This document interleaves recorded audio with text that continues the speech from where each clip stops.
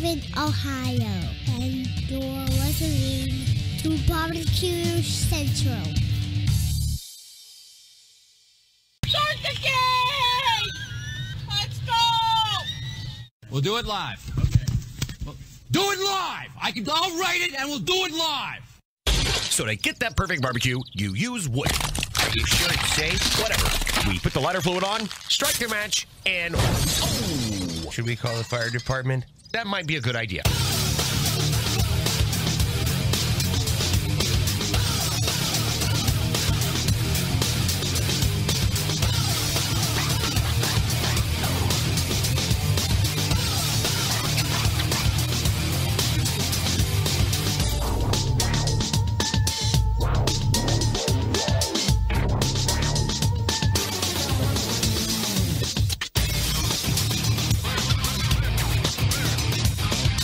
Welcome to the Really Big Barbecue Central Show.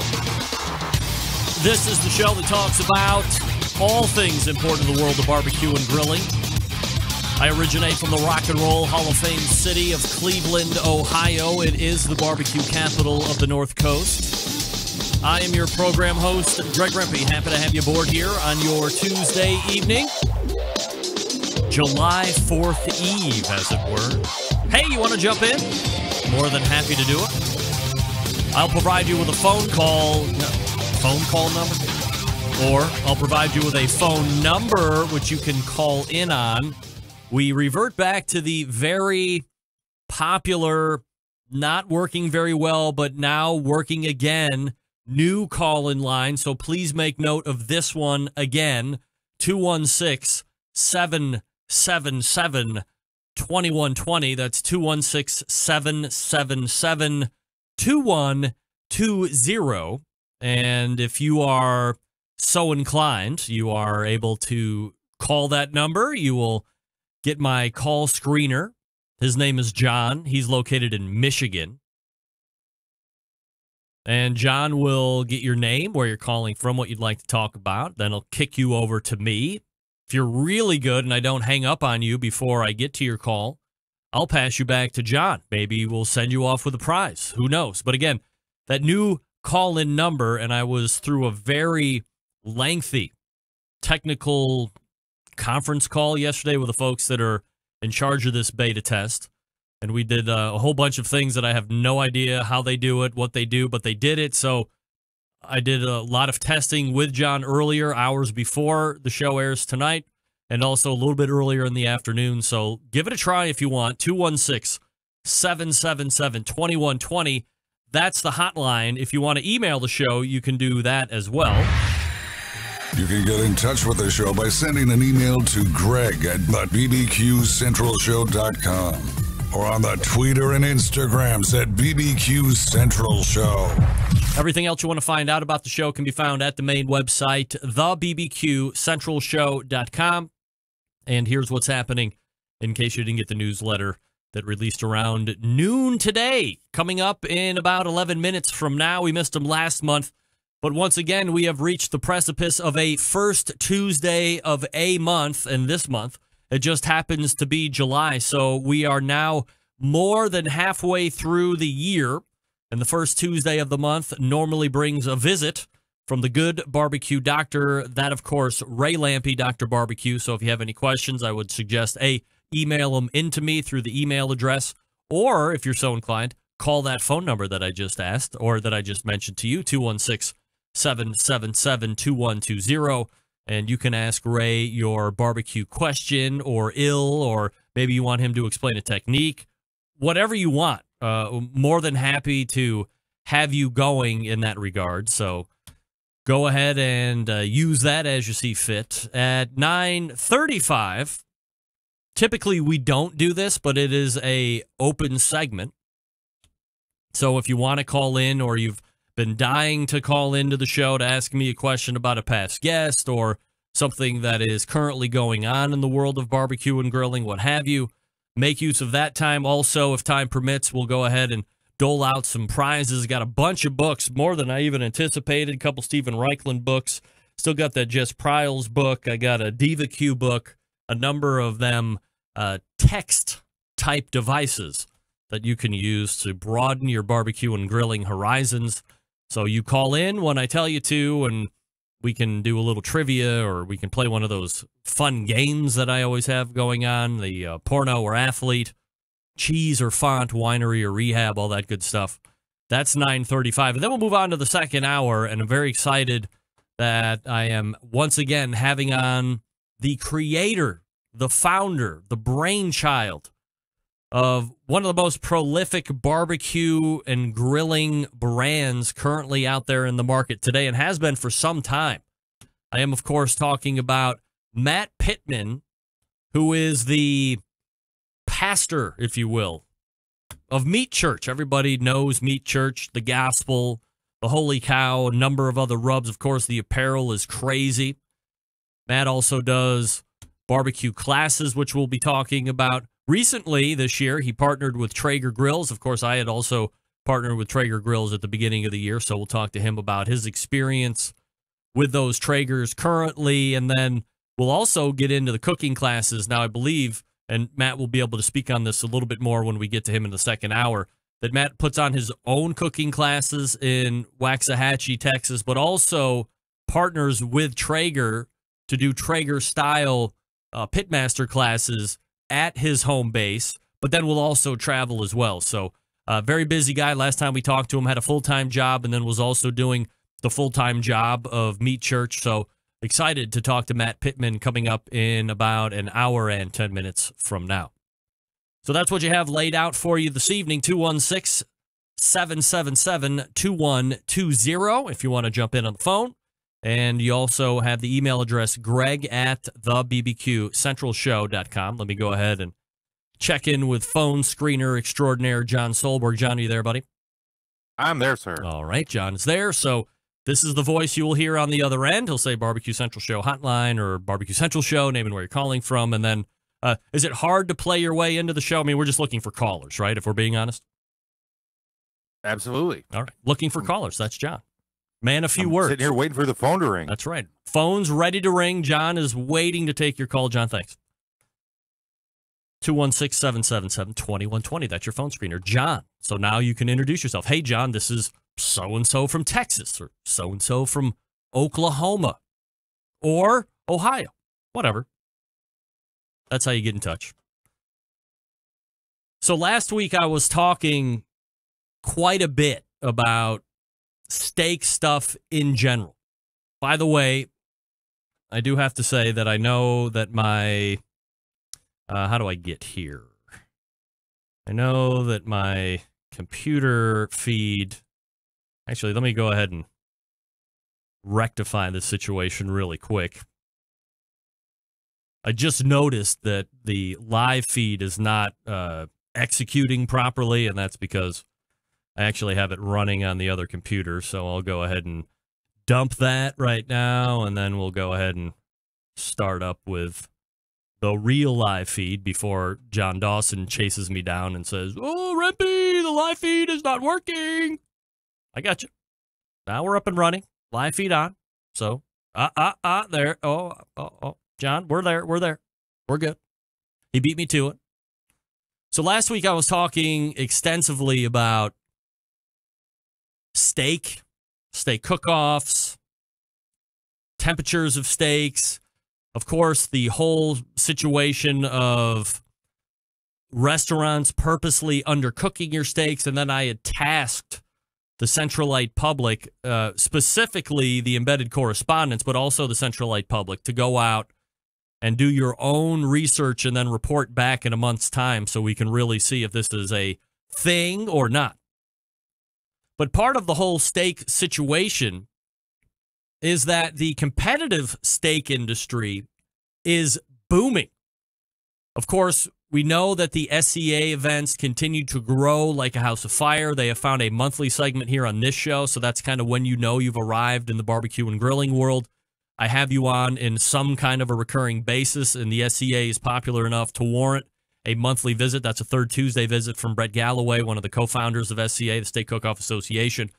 Actually, the last time Brett was on, I had asked him as we were transitioning out of the segment about something called the ACSA, or the American Competitive Steak Association. By the way, I'm trying to book a segment with Dan Hurst, who is the founder of the ACSA, the American Competitive Steak Association.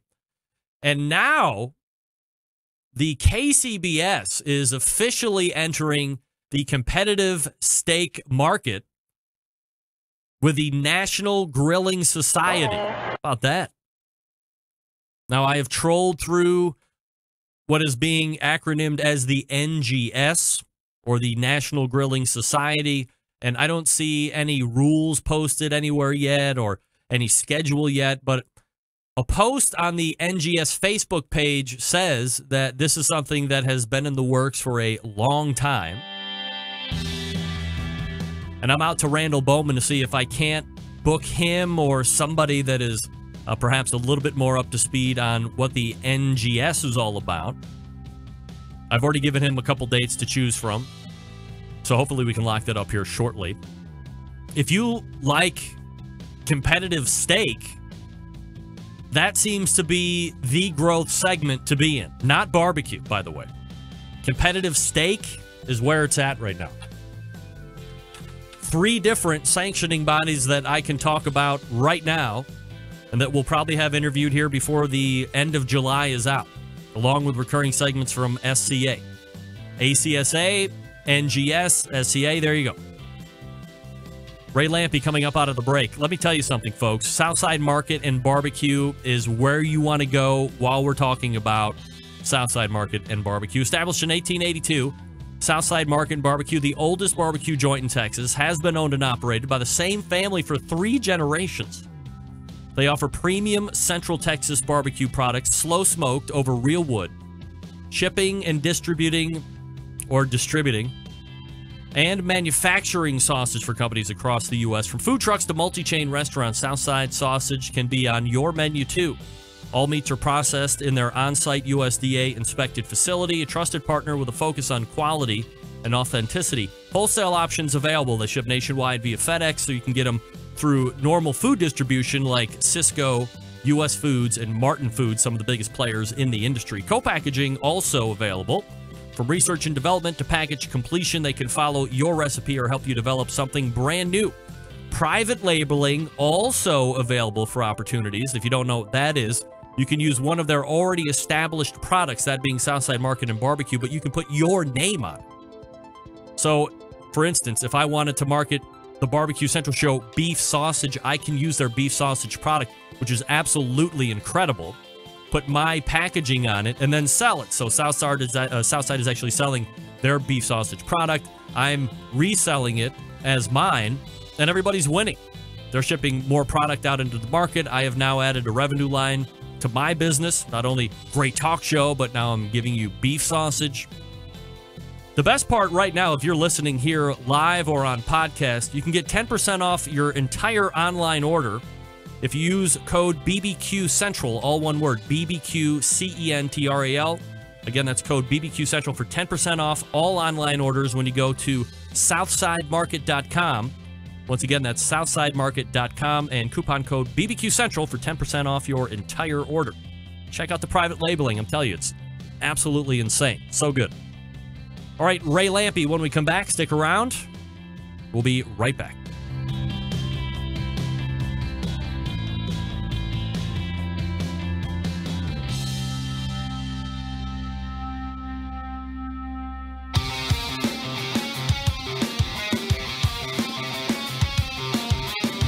Broadcasting live from the Barbecue Central Show studios in Cleveland, Ohio.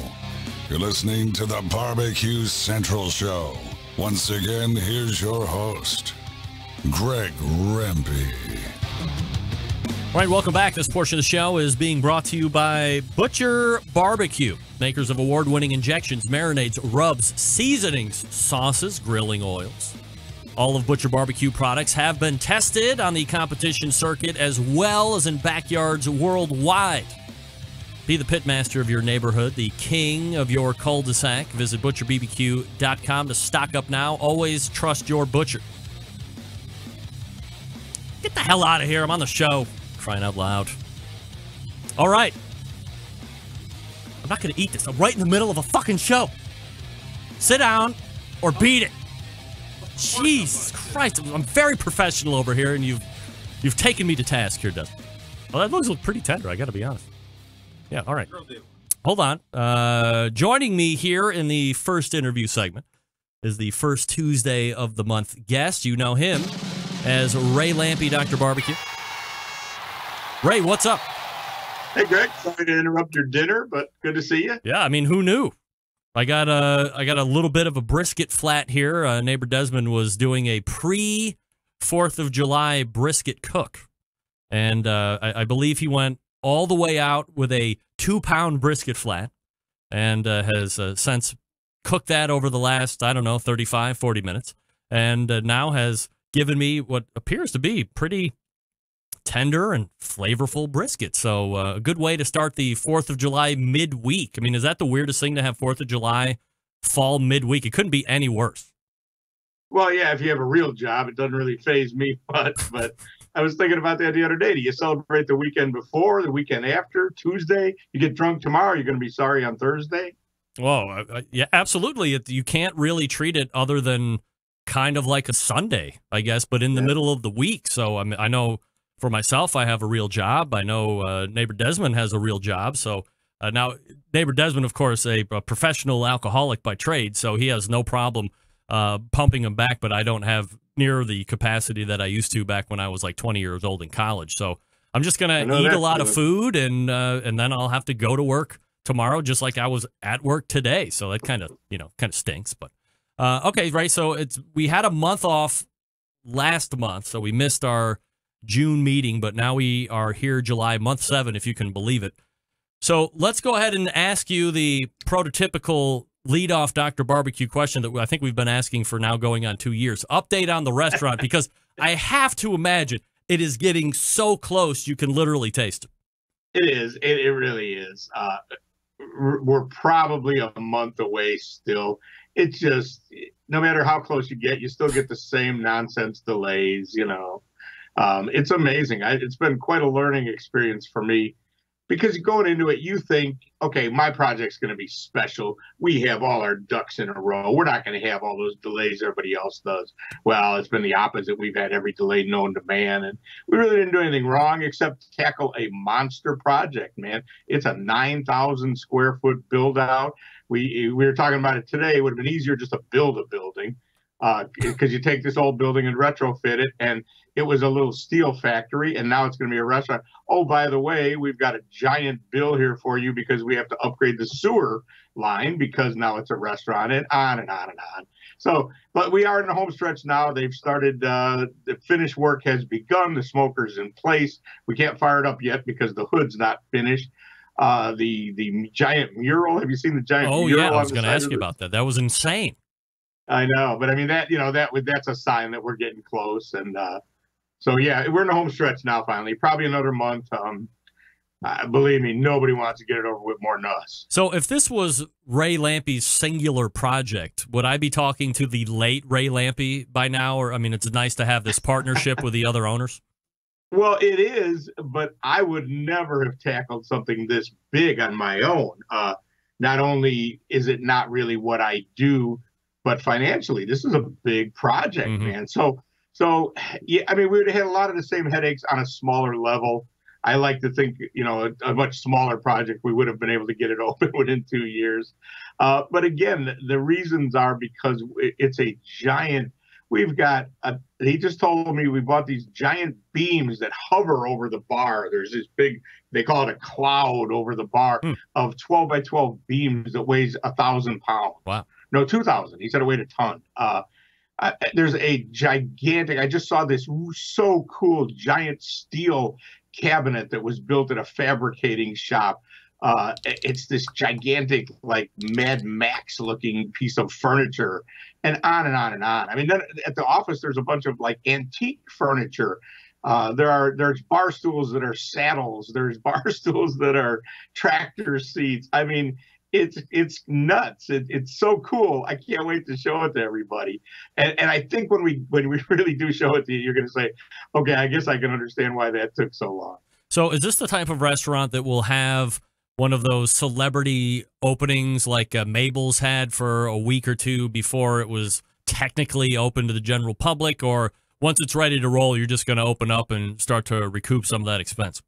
Nah, you got to do that because you got to do a little bit of test driving. You know, you got to test run. So you invite, one night I saw a list the other day. It goes on for like a week. Wow. One night, the neighbors from the giant apartment building across the street, we invite a bunch of them, 50 or 100 of them. So we get the kitchen kind of working. One night there's a bar right across the street. So we invite the patrons from there. One night we invite a bunch of bloggers, local bloggers. And so on, VIPs, I don't know about that.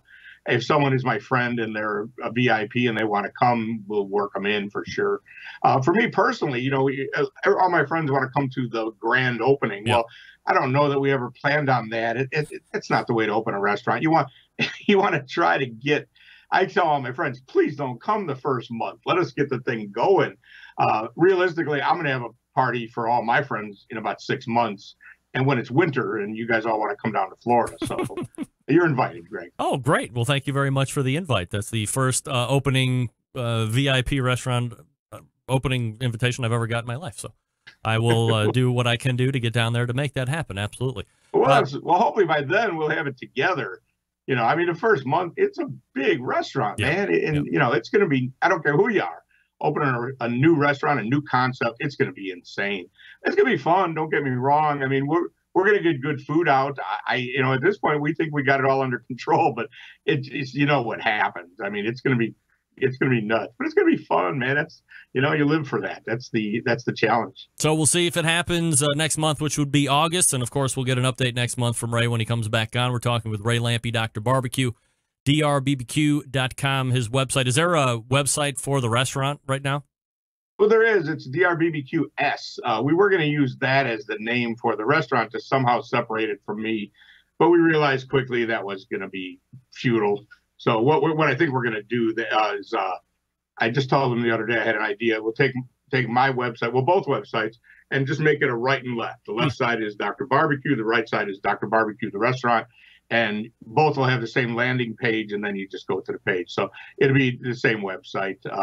It was getting way too confusing trying to add that S on there. It just didn't sound right. And honestly, if for whatever reason this doesn't work out for me, I'm not going right back in the restaurant business. And even if I was, I'd change the name. So I'm not that worried about it. That's the advantage of being an old guy. When you're young, you may have a lot of more projects going on in your life. This is the one shot at restaurants for me. So I'm all in with my name.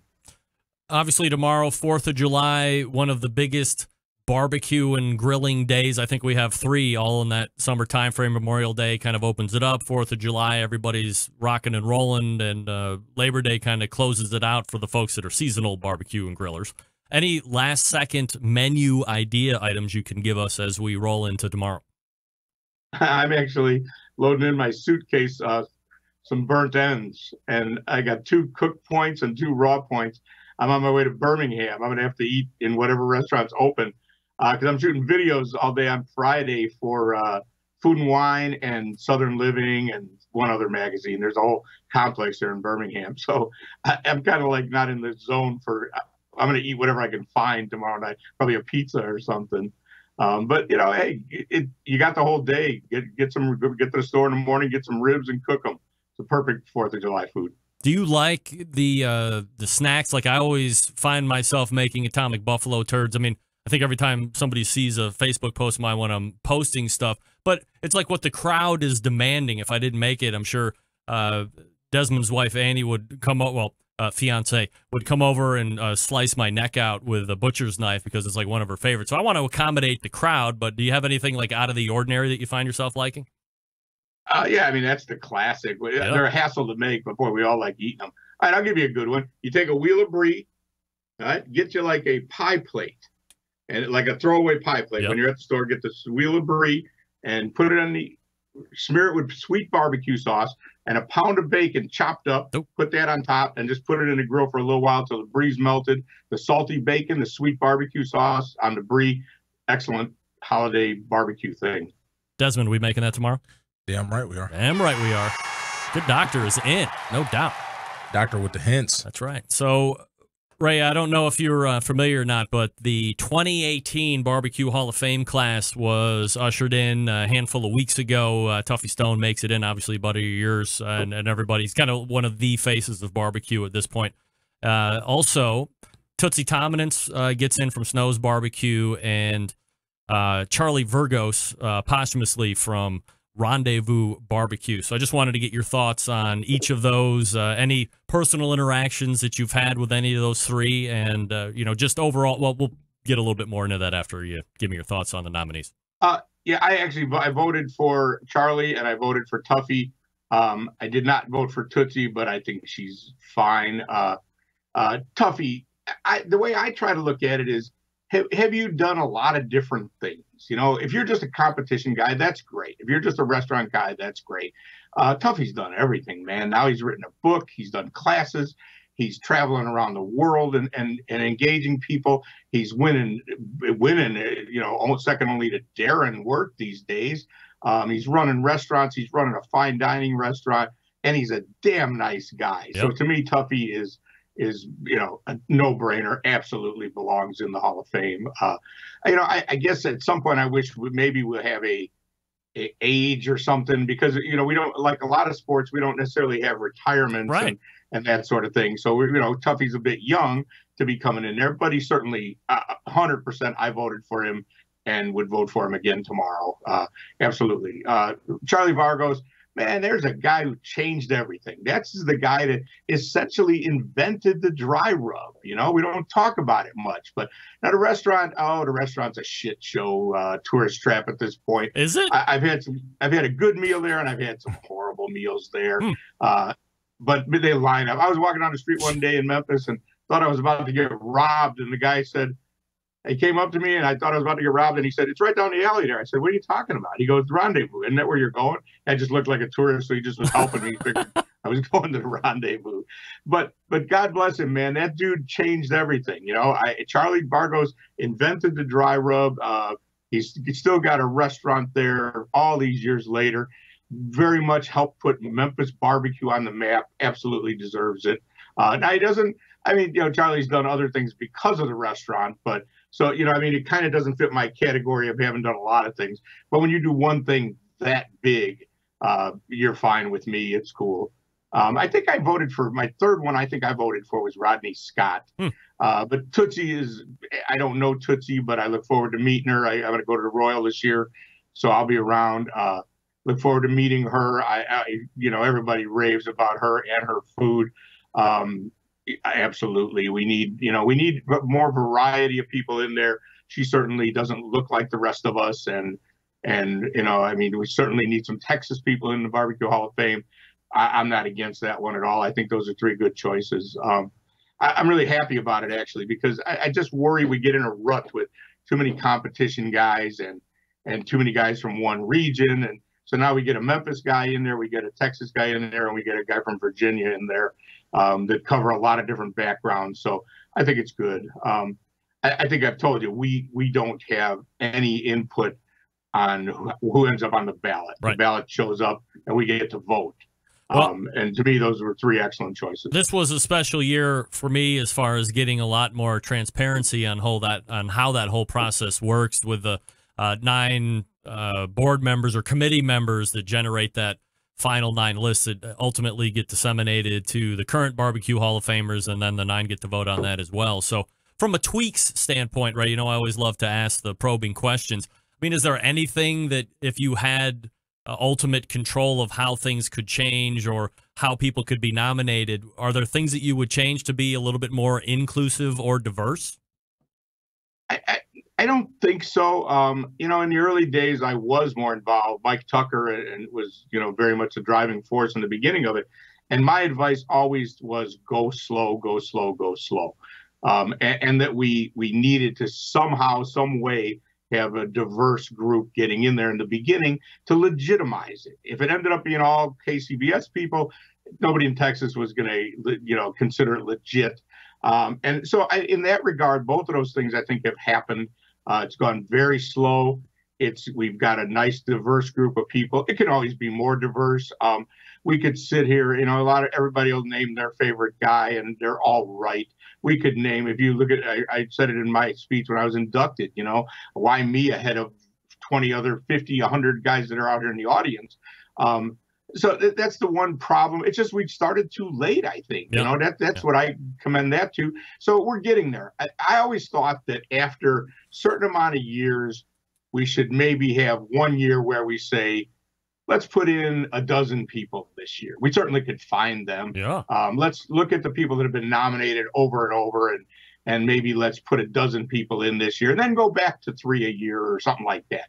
I think we're on a much better path without those categories that we were doing in the beginning. Yep. So I it's a tough thing. All things considered, I think it's doing well. We just got such a late start. The other thing you got to consider, it's expensive. Those trophies are expensive. Mm-hmm. They give them a little something to travel there. I hope in my world, one of these days we get rings. But the only way we're going to get rings is, and I think it would be fine, we pay for them ourselves up front. But once we got that rolling, I think they would want to buy the 3 inductees that year rings. So, we say, okay, put a dozen in, but it would be an expensive proposition without proper sponsorship. I think we'll get it one of these days. The sponsorship will happen. And, of course, I'd like to see a real place for a Hall of Fame. Sure. There's a little corner in the American Royal Museum. I haven't been there in a long time. When I was inducted, they put some nice little plaque sort of things up. Nothing high budget, but it was very nice. But I don't know if they've kept that up. If I was guessing, I'd say they haven't. So it'd be nice if we had a place to have it somewhere someday. But all in all, I think it's going about as well as it could. Ray Lampe, except that you haven't been inducted yet. Well, I don't anticipate that happening, and I'm okay with that. That's fine. Let me change subjects here pretty quickly with a couple minutes that we have left. I'd said in the show open that I'm trying to expose a thing that's happening across the country, which is the purposeful undercooking of steaks across America. Desmond's laughing because he thinks it's a joke, but I'm really serious in this effort. But the real question I want to ask you about, within that steak realm, there's a growing popularity of competitive steak events and sanctioning bodies, now totaling 3. The Kansas City Barbecue Society just recently unveiled their National Grilling Society. You have the American Competitive Steak Association, obviously the SCA. Your thoughts on, is this what the KCBS was 30 years ago, what we're seeing now with the steak associations? Well, I guess it sort of is. I saw a new organization the other day, and I looked at the rules, and frankly, they didn't look very different than the Steak Cook-Off Association guys who did take the ball originally and run with it. I mean, that's not the beginning of it, though. There's a World Championship Steak Cook-Off in Magnolia, Arkansas, been going on for 25 years. I've been there a couple different times, and it's a lot of fun, and it was a very cool thing. So I mean, that's kind of where it begins, as far as I know. The difference, I think, is the beginning of KCBS. Now, when they're right at the beginning, I was in pretty early. Yep. We were feeling it out. First of all, we didn't have the internet, but we were keeping close to the vest the way I cooked mine and the way you cooked yours, and there was some variety of things we did. To me, the steak cook-off thing immediately went to, everybody's got to, when I went to the Magnolia thing, the question was, do I sear this over the fire? Do I try to put cross marks on it? Do I put it on cast iron and get that kind of sear? And then talking to the other competitors, everybody had a different plan. Well, grill grates came to the world, and these guys immediately embraced it. And I think we immediately created a standard that was not created by the rules, much like we've got with chicken thighs and money muscle and some of the things. And it happened in KCBS, it took 20 years. In the steak cook-off, it took about 20 minutes. And so that concerns me. I'm afraid that there's not a whole lot of variety going on, but whatever. Maybe you should be able to cook whatever steak you want, but everybody would just cook ribeyes anyway. Yeah, right, so, for sure. Yeah, I don't know what you can do about it. I think it's fun. It's a good thing. I'm for it. KCBS has been talking about some kind of grilling element for a long time. They certainly have the roots to do it, so I hope they do a good job. Ray Lampe will be heading through Alabama. Did you say you're going to Alabama? Birmingham. Yeah, Birmingham. All right. So wish him a great 4th of July. About England, too. I was in England last week. Yeah. Grill Stock ended. We did Black Deer Fest, but it's the same kind of vibe. Really a lot of fun. Is that something that's going to be growing or a one-off? I think so for sure. It had accidentally happened as a live fire contest instead of a barbecue contest. There was a French guy with a lamb hanging over the fire and a duck laying down in the fire and all kinds of cool stuff. And it was great. I think we're going to probably go in that direction. All right, Ray's traveling for the 4th of July, so think about him while we're stuffing our faces with everything under the sun. But you'll see him here next Tuesday. A month from now, on the first Tuesday of August, hopefully talking about a grand opening of Dr. Barbecue's restaurant. Ray, always appreciate the time. Thanks so much. Okay, take care, Greg. You got it. There he is, Ray Lampe, Dr. Barbecue, talking about all the things that are happening via in the the Traeger Grills hotline. Ray Lampe. Righto. Yeah, Man, oh, man. By the way, if you don't mind, there he is, neighbor Desmond, chilling. Kind of lost in the background there. That's all right. Hey, you know what kind of cooker we like, especially when it comes to the high-heat pizza oven stuff? You know the name of that? You talking to me? Yeah. Which am I talking to you? Can't you see me looking at you? With the 6 screens in front of you blocking me out? Absolutely Don't not. give away the illusion, Desmond, please. The illusion? Yeah, the Green Mountain Grill. Yeah, well, remember, people are seeing what I'm showing them. They're not seeing They're not seeing life. the real life of what we got going on. If I go like this, they think I'm looking right at you. If you look to your right, then we're looking right at each other. See? But they don't know if we can't see each other. See? Oh. The magic of the green screen. Hey, it's a beautiful thing. Hey, Green Mountain Grills are the best. They Daniel come in Boone. 3 different sizes. You got Jim Bowie, Daniel Boone, Davy Crockett. Daniel Boone is on my deck right now. That's the one that I use almost exclusively as a high-heat pizza oven. Jim Bowie can house a tremendous amount of food, probably 5 and 6 pork butts, depending on if you're going to pan them or not, probably 2 or 3 whole packers.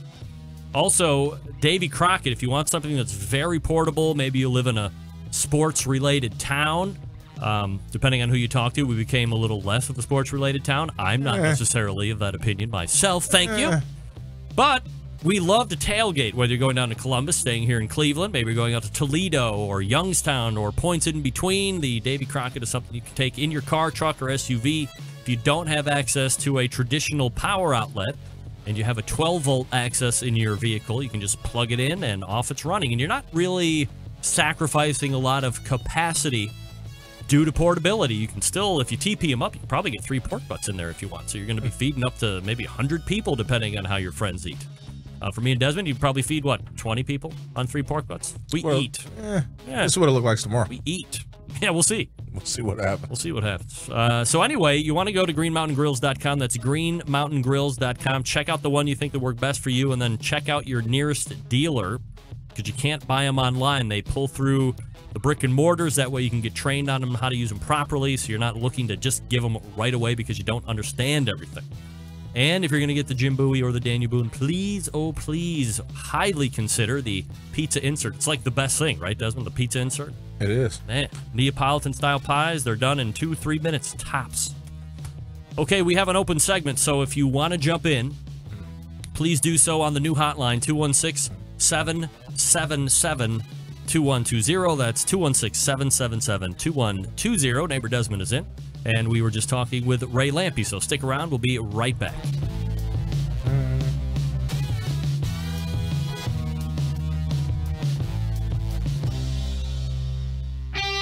Ready to get on the air? Call 216-220-0966. Now, let's get back to the LeBron James of barbecue talk. Greg Rempe. Well, I guess I'm going to have to change that one. Damn it. I didn't even think about that until I just saw that deck run up into the program that said LeBron on air. I'm like, oh, crap. What am I going to do with that? That's awesome. He's still the best player in the world. I know, but, people were associating LeBron with Cleveland, and I'm in Cleveland. The show's in Cleveland. It's a whole Cleveland vibe. Yeah. Golly. I think different. Hey, Desmond, this portion of the Barbecue Central Show brought to you by CookingPellets.com. Love Cooking Pellets. Your #1 source for quality wood pellets.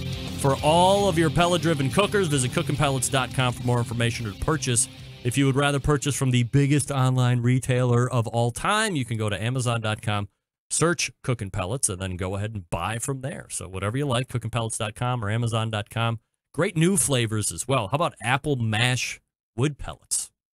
Sounds like it might have liquor in it, like moonshiners, apple mash. Yeah. I can't wait to try. I got to call Chris Becker and see if he'll send me out 40 pounds to give it a go. Those would probably really go good with pork. Yeah. Oh, all right. I got to dump this screen. Oh, it's ribs. So what's on the agenda for tomorrow, Desmond? What are we up to? So we're starting breakfast early. Yeah. Breakfast, 9 o'clock? Yeah.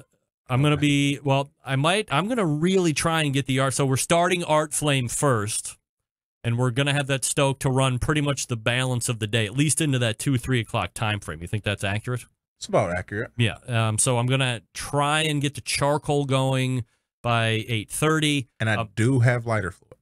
Good. Now, a lot of people are just going, not starting. We're not going to be cooking over it. None of that. We're just filling that nice sphere in the middle with charcoal because I have decidedly gone against the grain when it comes to the Art Flame. A lot of people, actually the people that make it, tell you it is a complete wood-burning apparatus, which I have done any number of times. I've used straight-up wood. However, like any campfire, it's not a great complete burn, unlike the solo stove, which is like pretty much smokeless. This is not like the solo stove. So you're going to get that campfire effect. So even though you have air on the fire at all times and it's burning as hot and as quick as it can, you still have that white smoke that comes up, that campfire smell. And if you live downwind from me, like the guy sitting to my left, you can get smoked out a little bit, especially if you're on your deck, and that's no fun. So I decided at one point last year to go ahead and dump charcoal in there and just start from there. So I was going to get quite a bit more burn. We had Lampe too, didn't we? Yeah, but I find that briquettes are probably the best way to go. Most consistent burn, less smoke, all that crap. Yeah. And I'll get longer burn time out of it as well. True. Easy to throw a couple handfuls in there too, because I know it's uniform. True. So that's going to be the idea tomorrow. So we're going to start there, get it nice and hot, get it all scraped off, re-season, all the good stuff, because it's been, maybe a month or so since the last time I used it. Then we go bacon to make sure it's totally seasoned. Ooh. And then from there, it's kind of a free-fall dartboard of what we're going to be putting on there, because there's no limit, right? Oh, I'm making French toast. French toast? I may do an omelet. I've heard... Shit, who cares? I've heard pancakes are going to be on there. Blueberry pancakes could be on there. Yeah, we did that last year, too. Scramble eggs. Scramble eggs. As you said, omelet. I'm going to be doing home fries. Ooh. Man, I mean, there's really no limit. Like, whatever. Sausages. I'm doing chorizo. From Doug Scheiding, believe it or not. So it's pretty high level what we're going to be doing here over the next 24 hours. And then it just goes into a barbecue. After the show, I'm throwing on 2 pork butts. I got 6 slabs of ribs. 6 slabs of ribs. I mean, we have a incredible, dare I say, an obscene amount of food that's going to be going on. Shit's going down. Yeah, it's going to go down. I can't wait. Well, look at this. I got to buy fireworks. I got to leave. How about this, Desmond? Let's go to the Traeger Grills hotline and see who's calling in here. All right, let's do this. All right, I'm looking at this. I'm not sure how to pronounce this name. Hold on a second. Let me dial up. John, are you there? I'm here. The screen says somebody calling in from Whole Hogwarts in Porksylvania. That's correct? That's correct. Okay, well, I guess we'll see how this goes. So we will race to the Traeger Grills hotline and go to somebody calling from Whole Hogwarts. Okay. Whole Hogwarts. Oh. Okay. Where did that come from? This is Brisketdorf, the barbecue wizard! And I have some great news to deliver from the National Wizardry and Grilling Council. You've been nominated for the Barbecue Wizard Hall of Fame. Well, what do you think about that, Desmond? I think it's fucking awesome. It's highly unexpected. I'm not really up to date on the council. Who's on it? Yeah. That's me, Brisketdorf, the Barbecue Wizard. Anybody else? That's it.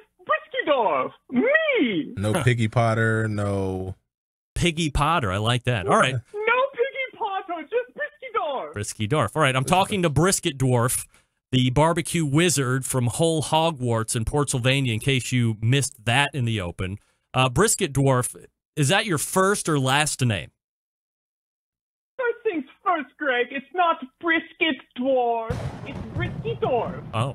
And that's my wizard name. Pleased to meet you. M-E-A-T. Did you hear what I did there, Desmond? I spelled meat M-E-A-T instead of M-E-E-T. You know, Brisky, that joke probably works a little bit better in writing, wouldn't you say? Greg, don't give me that sass. I'll strike you down with my fiery post-oak wizard staff if you don't shut your trap. You don't want to know what my wood is capable of, Greg. No, wait a minute. I do not want to know what that wood is capable of. So why did you call again, Ribblesworth? I told you, Greg, you were nominated for the Barbecue Wizard Hall of Fame. Right. Okay, I'll play along. Who nominated me? An Instagram wizard with a beautiful name of Brian1749010_4life_. I can't even look that shit up. Moving too damn fast. $XXX. Him? 420. You're telling me the guy who nominated me for the Barbecue Wizard Hall of Fame is the same guy who got drunk and roasted me after the NBBQA Awards when I came in 5th place? He's your biggest fan. Isn't that the guy that said I looked like a 5th-string wizard who was too thin to be in barbecue? Yes, I believe his exact words were, Bro, does he even eat barbecue? He looks like some actor playing some third-string no-lines wizard from some freaking Harry Potter movie. That's how I was nominated? Who's else in this Hall of Fame? Hold on, real question. Hold on. That's how I was nominated, Briskydorf? It's not exactly a ringing endorsement. Tell me more about this Hall of Fame. well, it's like the Barbecue Hall of Fame, but you're actually acknowledged by this one. Also, there were over 1,000 unique names nominated this year, and oh, Desmond, you'll like this one. They're all white. White? Yes, white wizards! Just like Gandalf. He was in the Hall of Fame once, but he was banned for using a propane incantation. That, and I kept pulling long, gross white hairs out of my barbecue sauce. Now, I know we won't have that problem with you, Greg. Why? Because you're bald! Oh, yes, right. Personal appearance smack. Appreciate that. Oh, well, you're a wizard. Is there a spell for that bald thing, by the way? Let me consult my wizard tome.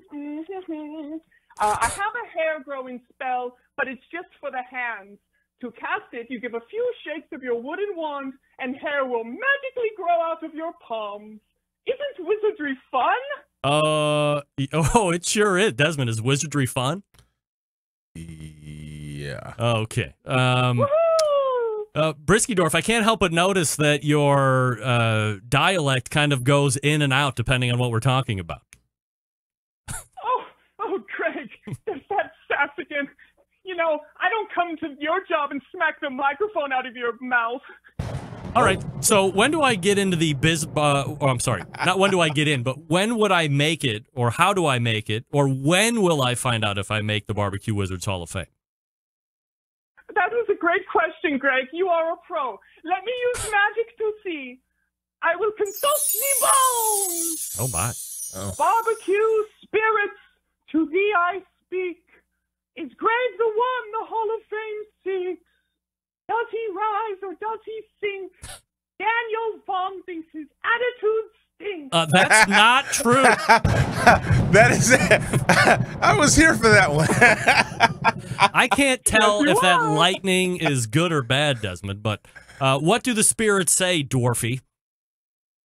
The spirits say, jerk who enter contest, win jerky contest. You won! And there's no fifth place in the Barbecue Wizard Hall of Fame, Greg, because everyone gets first place. Oh, shit. I don't want to be a fifth part of this. place is for losers. Fifth place is for losers. So's third place. If everybody Very gets a true. trophy, I'm not into this. I don't want everybody getting there. Oh, you are banned from the Wizard Hall of Fame, Desmond. Oh, So, gee. Greg, Yes. welcome. You, Greg, are inducted into the Barbecue Wizard Hall of Fame. now, Not because as the I'm white, I official- hope, right? This isn't a white and black. This is a white wizards only. Oh. We do not tolerate in the Barbecue Wizard Hall of Fame. Well, great. This is great news for me. Sorry. I got that Michael Jackson disease in reverse. All right. Well, I've made it in. Racial era. I've made it in. Thank goodness. So let us play the official Barbecue Wizard anthem and repeat after me, Greg. Okay. So would Big Mo ever be considered in this? Please, hold on. Shut your mouth, Desmond! Oh, whoa! Or I will Jeez. cast my spell on you and banish you into eternity! Get that weak stuff out of here. Sorry. Go ahead. Now repeat after me! Yes. I, Barbecue, do not make this a joke, Desmond! I didn't say anything. No joke! I, Barbecue Wizard Rampy, I, Barbecue Wizard Rempy, pledge to represent all third-string wizards pledge to represent all third-string wizards. and even though the regular Barbecue Hall of Fame won't accept me, Wow. Even though the regular Barbecue Hall of Fame won't accept me, the Barbecue Wizard Hall of Fame welcomes me, presuming I pay my yearly membership fees. the Barbecue Wizard Hall of Fame welcomes me, presuming I pay. Wait a second. You know what? I'm never going to pay to enter another contest again. I've had just about enough of your sass, Greg. You're just like neighbor Desmond. You're disqualified for General attitude. Yeah, I think I've heard that one before too. It's a recurring theme. There's always next year, right? Anyway, thanks for coming on the show, Brisky Dorf, the Barbecue Wizard from Whole Hogwarts in Porksylvania. Really appreciate it, I think. Although the undertones, I truly appreciate you being here. Until we M-E-A-T again, Greg and Desmond. Oh, my Lord. That Brisky did Dorf, not- thank you. That did not just happen. I don't know what the fuck that What? was. Well, I can tell you one thing, Desmond. This is pretty dramatic. If you missed it, one of us, not you, just got into the Barbecue Wizard Hall of Fame. So would Big Mo ever get inducted into the Hall of Fame? I mean, it's got to be a no, right? It's a no. He's not a wizard. He's not definitely not white. white. Yikes! This is taking a turn for the worse, I think. Well, I think it's safer to say that I almost got into the Barbecue Wizard Hall of Fame. Almost. You don't pay dues. Neither do I. Yeah. Well, I hate paying bills, but I do it anyway. you know, I try. When I went to the NBBQA and I paid the $75 to get into the awards of excellence type of a thing, I thought for sure $75 guarantee I'd have higher than fifth string. Ooh. But not, or fifth place, sorry. Fifth string wizard is what that Brian guy called me on Instagram. He was hurtful with his words. Yeah, I was trying to find him on Instagram. Unfortunately, Forget Brian Brisky 2718-420. Did you _$ 76XX? Did you search at Briskydorf? No. From Porksylvania? Hold the fuck up. Let's do this. I'm hoping that there has to be a Briskydorf somewhere. You look through that. I'll go ahead and talk to people about if you find a Briskydorf, raise your hand so I can put you back on mic. I'm going to talk to people about Cook Shack right now. This is your Barbecue Hall of Fame wizard, by the way, Greg Rempe. Cook Shack manufactures smoker ovens for barbecue lovers with any amount of experience. Whether you barbecue in the backyard, on the competition circuit, or in a 5-star dining facility, Cook Shack has a unit that will do the job, and with a full line of barbecue sauces, spices, pellets, and wood chunks, the perfect one-stop shop it is. Cook Shack strives to be your barbecue resource center by offering cooking classes, online recipes, how-to videos, 2 blogs, smoking, grilling 101s, and a video cooking classroom. Check out their website at cookshack.com or follow them on Instagram, Facebook, YouTube, Twitter, Pinterest, and Google+. Get advice and share your passion for barbecue on their world-class barbecue forum. Cook Shack pellet-fired smokers are the choice of champions because they were designed by a champion at Fast Eddie Morin. The FEC 100 and PG 1000 always customer favorites. The PG 1000 can actually double as a smoker and a grill. Low and slow, hot and fast, the pellet grill line gives you the most for your money. Cook Shack residential electric smokers are the #1 smoker in the industry. High quality means high durability and versatility. Anything you can cook in your oven, you can make in a Cook Shack. Passion and dedication drives Cook Shack's manufacturing, with quality always being at the forefront. Get the best in barbecue since 1962. Call 800-423-0698. That's 800-423-0698. Or visit them online, cookshack.com. That's cookshack.com. We are back to wrap the first hour right after this. Stick around. We'll be right back.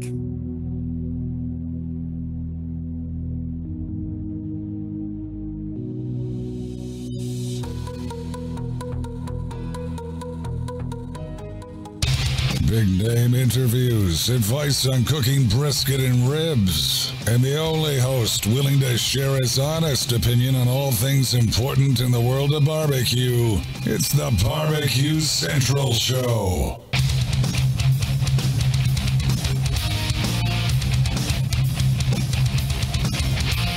All right, we're back. This segment brought to you by Fireboard. Monitor up to 6 different temperatures simultaneously. Connect your Wi-Fi for cloud-based monitoring or connect via Bluetooth.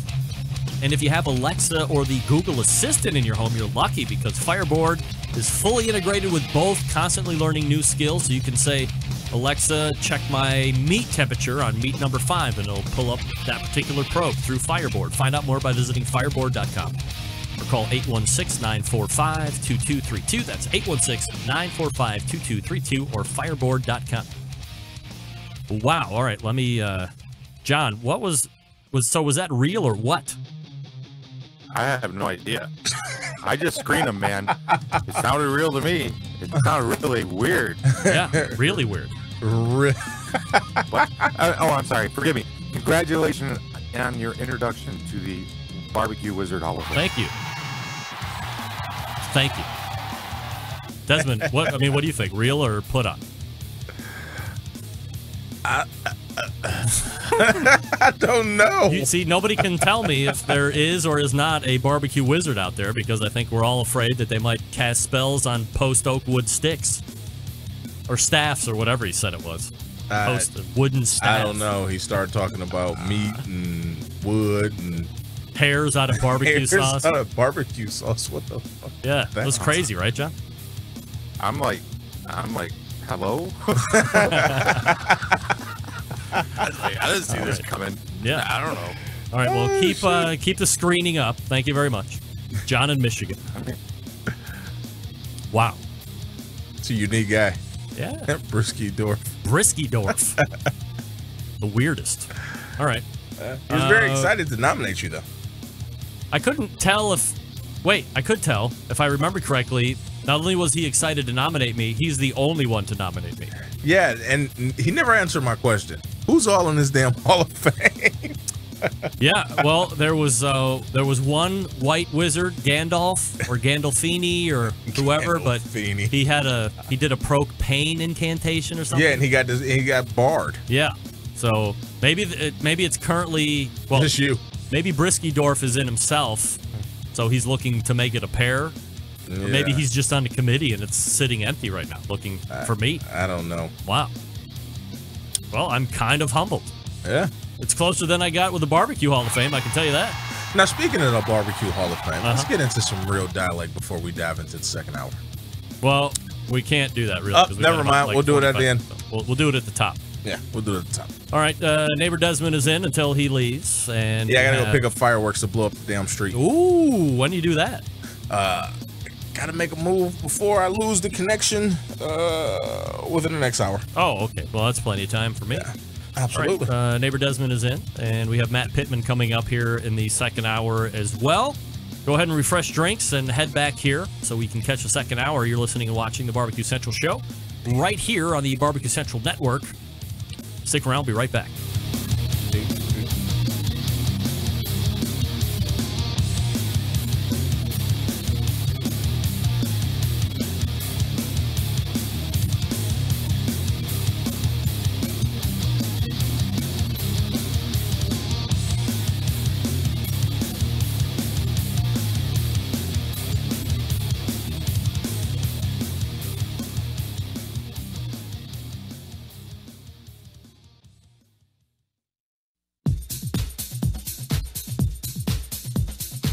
Happy to have you aboard here for the Really Big Barbecue Show.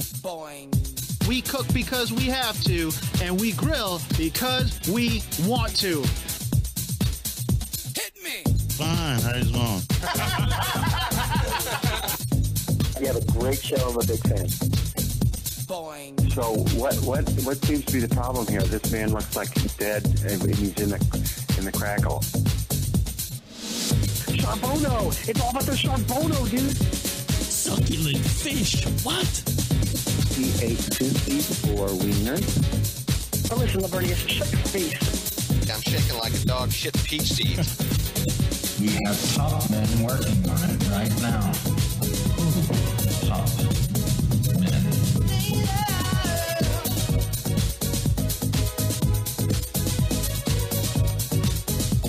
And just like that, we are into the second hour. Welcome aboard. This is the Barbecue Central Show. We talk about a lot of barbecue and grilling items here on this show. Neighbor Desmond is to my left. YOLO. Actually, right. he's right across. Doesn't matter. It doesn't matter. You can see him. If you want to jump in on the show tonight, more than happy to have you through email. It's Greg, Greg, at thebbqcentralshow.com. If you want to try the new hotline, 216-777-2120.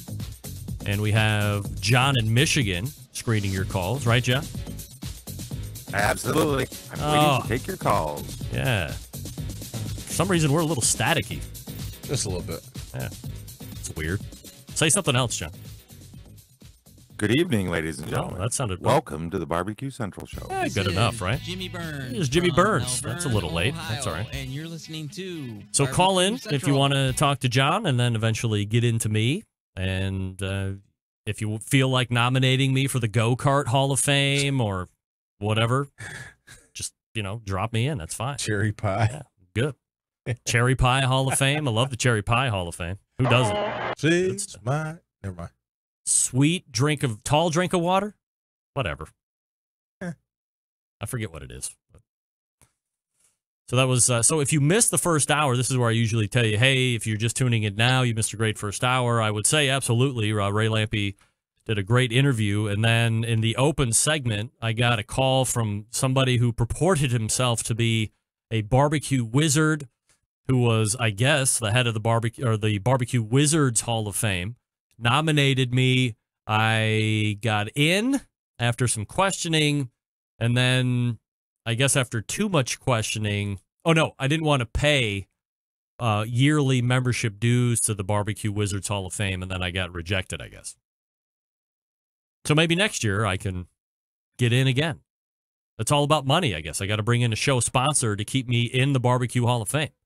I guess that's pretty much what it boils down to. Desmond, you want to loan me $20 to keep me in the Barbecue Wizards Hall of Fame every year? No, they don't accept my people. No, okay. Oh, right. Still holding a grudge on that. All right. Yeah, I wasn't expecting it. Yeah, I got to be honest. Matt Pittman still to come from Meat Church in about 10 minutes from now.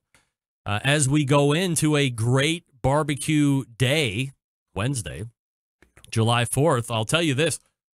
Barbecues can be pretty dangerous. Just ask 6 people at a Baltimore barbecue in their backyard. Baltimore police say officers were called to the 4,000th block. How many blocks are there in Baltimore? 4,000th block of Pennhurst Avenue at just shy of midnight the other night.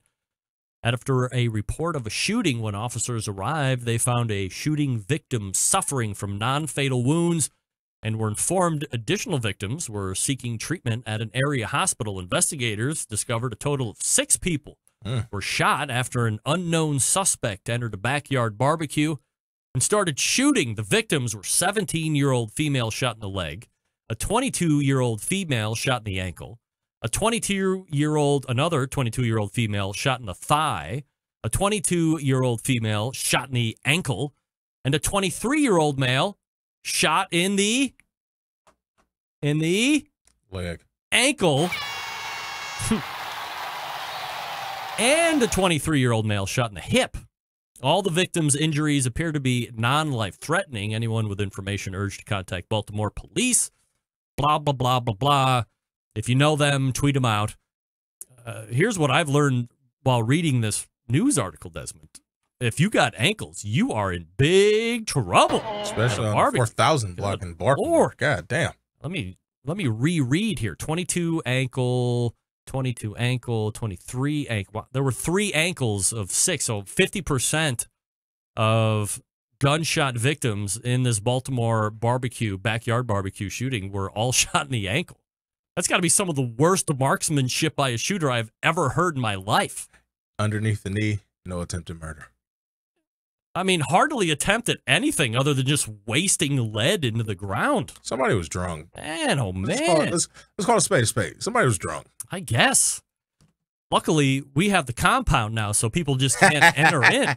You can't enter the compound. We are protected. Thank you. Fine. Walled everybody off. We're men on an island now. That's right. Yeah, that's the way it should be. Fuck the world. Desmond, it's coming on hot here in the thanks to Brisky Dorf. I feel a little different now. I know, man. You're all angry again. We got to simmer you down. I don't want to go back to Puddin' Bay. I don't want to be the dangerous man on the island. We don't need you to be the most dangerous man on the island anymore. I will never tell the police that ever again. One time and done. Right? I will never say that again. You'll never get in the Barbecue Wizards Hall of Fame if you continue to I will never get in because I am of African American. Right. So variety. So we were talking about the menu for tomorrow. So on par going on tonight, 2 pork butts. Hoping to have those off by. Well, I'm really kind of hoping to have them off by noon, 1 o'clock. But we'll see. I'm going to start them right out at $275 in pans. Get up around 6. Check them for color. Put foil. They should be done by noon, I would imagine, pretty easily. And then we'll put on the 6 slabs of ribs, maybe around 3 baby backs, 3 spares. 1 o'clock. What are we seasoning with? I got some butchers. I think I may do one. You gave me that. What is that? That sweet cherry. Yeah. Who was that? What was that guy's name? I can't remember. Oh, I got some pork mafia. Darn it! And he sent me the sample. I feel really bad. Yeah. I got some pork mafia also. So. Yeah, pork mafia. All right. Yeah. And then we obviously can use any kind of money, whether it be regular money or sweet money. We have the honey barbecue rub from Butcher's Barbecue, too, if you want to use that. I got the sweet chipotle rub. Sweet chipotle rub. We can obviously use the grilling oil honey as an adherent. It actually tastes really good paired with that. Yeah. Yeah, it was actually really good. So we'll maybe shout out to Dave. We put those on Dave, that's my guy. Around 1 o'clock, maybe for a 4 o'clock eat. Yeah. Or so. Maybe they'll go on around noon. We'll see. I still got to go get apple juice. Yeah, got to get apple juice for the spritz. And what else are you doing out just for the spritz or what? You know what? I may make the dip. Remember the queso sirloin? Yes. Yeah, I think I'll be making that as well. The meat cheese dip. I believe that is keto friendly if you're on that kind of a thing. I'm careless. Yeah. So I'm not missing any meals. Atomic buffalo turds. Maybe we'll do that brie thing that Dr. Barbecue was talking about. John Dawson actually just sent in a great, unique 4th of July side. I'm pulling it up here on the worldwide internet. And it's a grilled watermelon and fennel salad with charred lemon vinaigrette. That honestly sounds pretty fucking good. Yeah. Desmond, with the language, what are you doing? We're trying to run a professional ship here. I've had like 30 Jello shots already. 30 Jello shots. Whoa, look out. Look out. You're not going to vomit, are you? What? No. Throw up in the TV screens. Yeah, throw up in the TV screens if you're going to vomit. It's a waste of alcohol. Better known as the green screen. Green screen. Bunch of TVs behind you. Yeah, so 1 slice watermelon, 1 bulb fennel. I've never seen fennel in my life. 1 medium red onion, ½ cup feta cheese, ½ cup EV olive oil, 3 tablespoons of parsley, a lemon halved, a tablespoon of honey, tablespoon of balsamic vinegar, kosher salt, sugar, black pepper, canola spray. Yeah, I mean... That sounds really good. So you grill the pineapple. The watermelon? You grill the watermelon, you grill the onions, you grill the lemons. It's everything grilled. And then it looks like you just kind of chop them up in cubes, add to the bowl, pile on all the other stuff, drizzle the dressing on it, and away you go. Yeah. Kind of looks delicious. Kind of reminds me of something that Teresa Galeota would make. Uh-oh. But like in 20-pound increments, right? So I'm anxious to see what dessert she's going to be bringing tomorrow. There's 3 different kinds of. I was going to say what's the quantity? Yeah, there's like a ribbon, a Jello ribbon dessert. There's like a once a year cake that I don't remember what it was. It was either her mom used to make for her dad once a year, so she's like trying it out, which I'm sure is going to be nerve wracking for her. Yeah. But I'm sure it'll be delicious. And I think there was, some kind of a frozen dessert.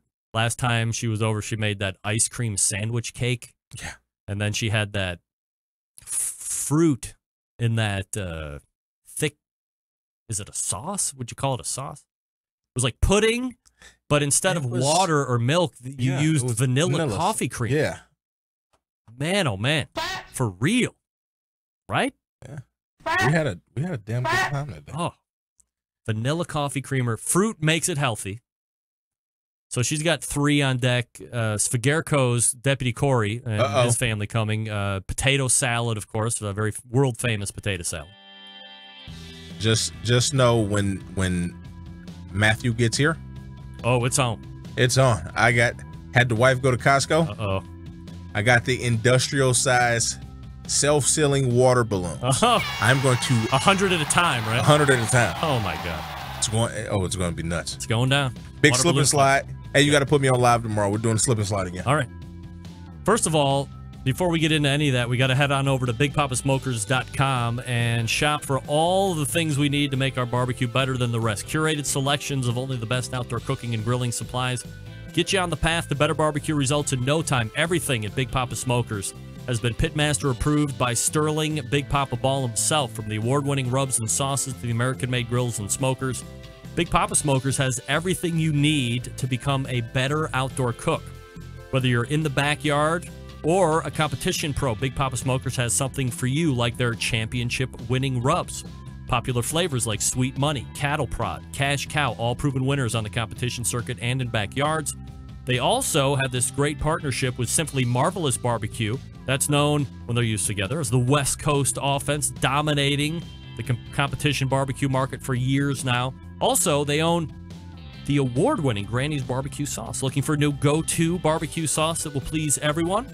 Granny's traditional yet powerful flavors remind us why we fell in love with barbecue in the first place. Find Granny's Barbecue Sauce and other top-rated barbecue sauces at BigPapaSmokers.com. And aside from their premium selection of rubs and sauces, what do they have? The very best pellet, charcoal, and wood cookers available today. That's right, if you're looking for a versatile smoker that's easy to use, check out the Mac 2-Star General Pellet Grill, the Big Papa Smokers exclusive Mac dealer online, so they'll give you special packages as well. If you're not a fan of the pellet smokers, I get it. Take a look at the Old Hickory Ace BP. It's the only charcoal smoker that Big Papa trusts on his competition trailer. And if you're a backyard enthusiast like me and Desmond, you can check out this great, durable, versatile grill known as the M Grill. It'll last forever. They're built like tanks. If you're not sure what grill you need, really can't go wrong with anything that Big Papa features on their website. They have something for every kind of barbecue cook and budget. So it's clear, right? Big Papa Smokers, the place to go for all things barbecue. Every product featured on their website, hand-selected to help you barbecue better, boost your barbecue skills. With the help of Big Papa Smokers, the #1 online barbecue store out there today, you can call them toll-free at 877-828-0727. That's 877-828-0727. Or shop their website, BigPapaSmokers.com. That's BIGPOPPA Smokers.com. We're back with Matt Pittman, Meat Church. Right after this, stick around. I'll be right back.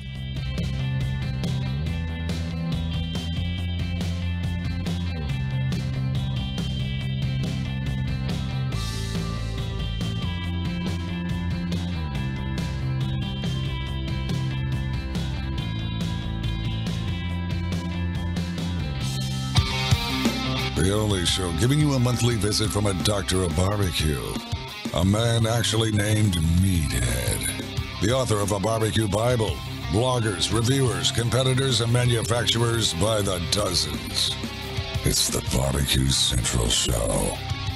Once again, here's your host, Greg Rempe. Hey, Smoking with Smithfield committed cooks. Make sure you head to smokingwithsmithfield.com and report your first place wins to claim your prizes. Have you registered to compete in the American Royal Pork Loin Ancillary?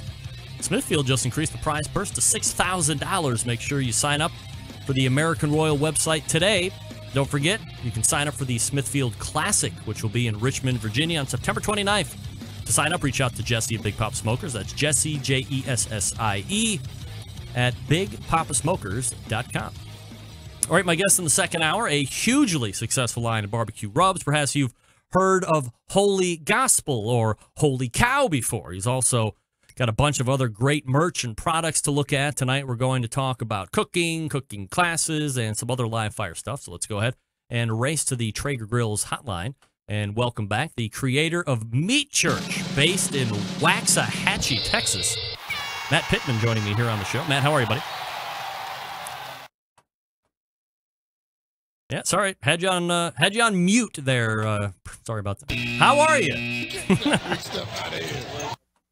Good. So, happy to have you back on here. By the way, I have a live in-studio guest. Neighbor Desmond is in. Matt, go ahead and say hello to Neighbor Desmond, celebrity.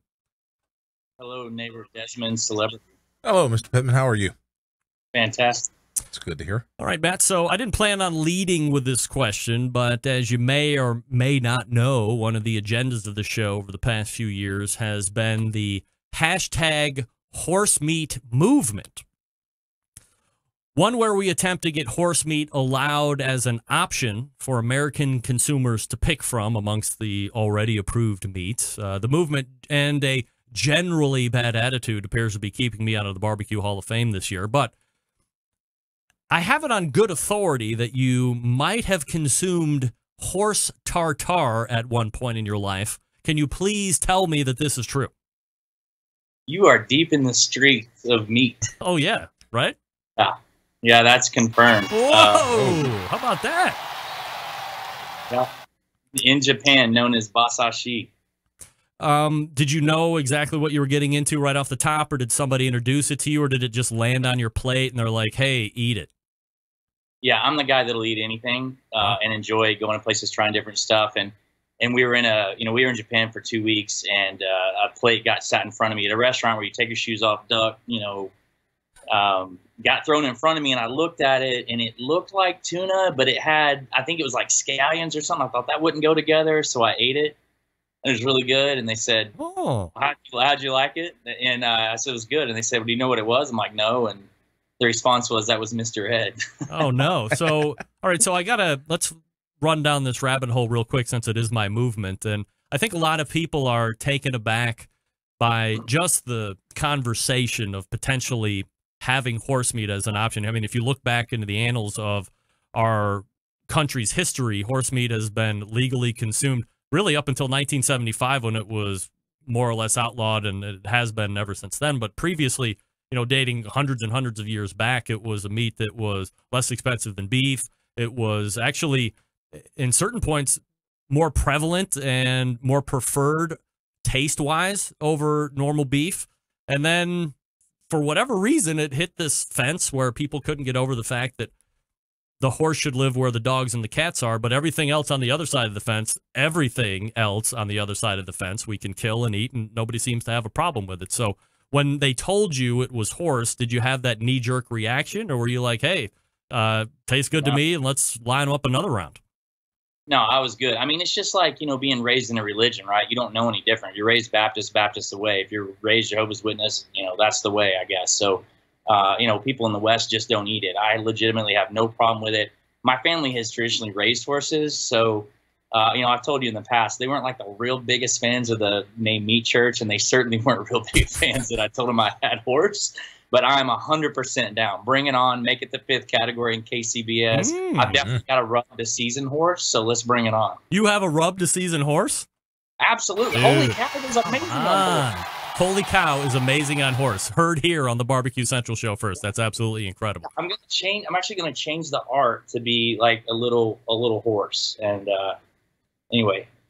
It'll change your life. It changed mine. If we can only figure out a way to get the United States government and the USDA to approve people to go in there instead of having, well, it's a rabbit hole we can get down your rabbit hole, but my rabbit hole is hours and hours and hours on end, so we'll let it die there for the moment. But we'll continue to keep the hashtag HorseMeat 2018 movement going into hashtag HorseMeat 2019, and the T-shirts will continue to go out, and will continue to affect the country and infect the country.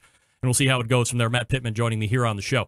Another thing that I heard, Matt, as I am deep in the streets, you are widely known for some of like the greatest barbecue swag that is currently available anywhere on the face of the earth. I think there might be kind of a neck and neck thing running between you and Jess Pryles.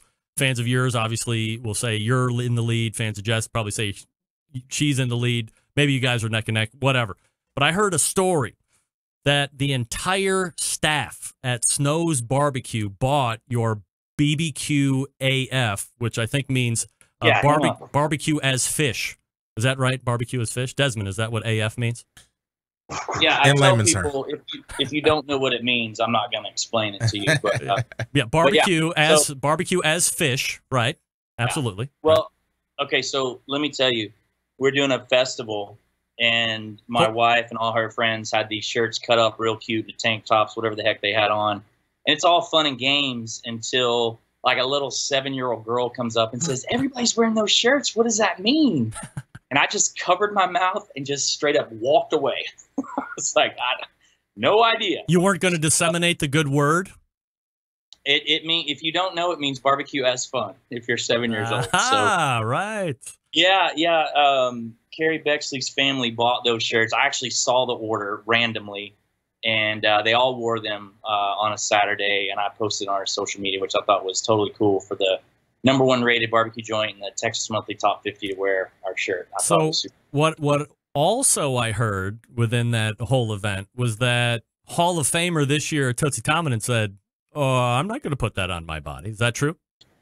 She asked what it meant, and I didn't push beyond that, right? I mean, I've got mad respect for Tootsie, so that's again where I get a little uncomfortable. And she can wear what she wants to wear. So 7-year-olds and 83-year-olds are where we get all weird with Matt Pittman. Okay, I see. I see. All right. I had a class 2 weeks ago, and my dad was here, and to watch my dad pass out shirts to customers that said "Barbecue AF" was, yeah. Is that like the top selling shirt for you? Like, what's the top selling T-shirt? Yeah, it actually it is. In 2017, it was our top selling shirt, and someone's knocked it off already. Yeah, there's one that has like 6 stars on it. It looks like it's like a Walmart Barbecue AF, which I love it when I see it. It's so amazing. Hold that up again so I can get a tight shot if you still got it. What's that run if you're buying it right now? $20. $20. Does that include shipping, or do I got to pay for shipping too? No, you got to pay for shipping. Come on. Jeez, oh Pete. All right. Yeah, I like it. Looks nice, Desmond. You can't see it. No, I can't see it. It's so comfortable. It feels so good on the nipples. It's like an amazing, comfortably shirt. Dude, he did not say that. Whoa there. Feel good on the nipples. So does my Barbecue Central Show T-shirt. I got that tri-blend. It's very expensive. I'm happy to trade with you. All right. Let's make it happen. Yeah, we can do that. All right. So, Matt, last time you were on the show, we talked a little bit about the pork belly burn end thing. We got some background about you as well professionally. You had mentioned that you were like full-time IT guy by day, also more or less full-time meat church guy after the IT thing. Have you thrown the switch at this point, or are you still playing both worlds? No, man, I'm playing both, so it's fun. I've got a super cool gig by day and a even cooler gig by night, and I've got some. So it's meat church, a family business. I have couple employees, and they are both in the family, and so they are very good, very hardworking, trustworthy, and enable me to continue to do what I do on the ground level, which gives us a lot of flexibility. This year, you became a partner or influencer, or I don't know what the term is with you specifically. I call my relationship with them sponsorship. If I'm not mistaken, with Traeger, how does that whole deal come off, and where is that relationship made? Because if I'm not mistaken, you were aligned in some degree with Big Green Egg prior to that. Yeah, it's super exciting, to be honest with you. So I was with Big Green Egg, like you said. It wasn't exclusive. It was exclusive in the Kamado world. Mm-hmm. So, the thing that was interesting for me in meat church is when you look at, I'll talk about our social. I joke that I go in my outdoor kitchen and would cook on what I feel like cooking. And, I always say up front, I'm not bragging about this, but we've got offsets, Old Hickories, Weber's, pit barrels, Carson Rodizios, you name it, we've got it. Mm-hmm. And I always say, I don't care what people cook on, right? My way is not the right way. It's just my way, and I'm passionate about it. And I think when people hear it, they might listen to why I do what I do. And if they want to follow me, great. And I'd worked with Traeger last year. I would consider on a part-time basis, taught a class at their headquarters, it was like 86 people. And when the class was over, they were like, we want to make this full-time. And I said, well, it's a big deal to me. Going exclusive with anybody is a big deal because of everything I just told you. But honestly, this is from my heart. No, there's no one in outdoor grilling, cooking, doing what Traeger's doing. Their leadership team is like no other. Obviously, Chad Ward, dear friend of mine. Chad has moved the needle in the barbecue world like nobody I've seen. So we go to Memphis in May. Traeger has such respect of all the other professional cooks there. And I tell everyone, at the beginning of the day, I'm a barbecue man. And if a Traeger did not make amazing barbecue, this would have been a non-starter. We wouldn't have had this conversation. And so, they came down and we talked. And I'm an ambassador, but I consider it a partnership. They have truly been amazing to me and my family and my brand, the things they've done for me. And so it really is a partnership. And, I'm super excited about it. So, I've got to teach a certain amount of classes, and I've got to do a certain amount of events, but I'm so jacked about it that we've actually already done all of that, and it's the beginning of July, and we're just going to keep on going. So super, super, super excited about working with Traeger. Matt Pittman joining me here on the show. Meat Church is his website, of course, meatchurch.com. So are you like a year-to-year kind of a thing, or when you struck this thing at the beginning of the year, it was a multi-year agreement right off the bat? Yeah. It's not good to kiss and tell, so I'll keep some of that to myself. But this is the really big barbecue show, man. Come on, we kiss and tell everything. Neither one of us are going anywhere. I'll say that. Okay. This is not a short-term thing.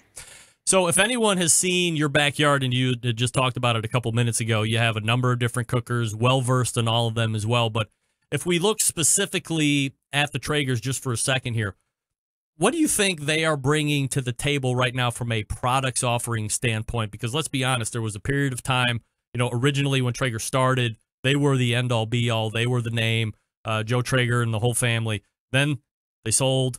Then the reputation really kind of went to crap. And the new ownership, which I don't believe is there anymore at the current Traeger ownership, did a really good job of righting that ship, rebuilding a brand, making sure that the R&D was going to be there, and the quality products that now bring us up to present day. They have Timberline 850, the 1300, they got the Pro Series.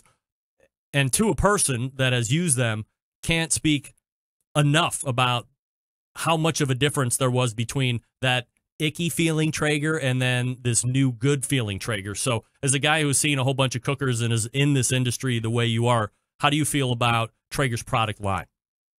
So, I'll talk about, there's two that I focus on, although I cook on all of them. I spend most of my time on the Pro Series and the Timberline. I do have a Renegade, and it's kind of my daily driver. So I guess I should say there's three.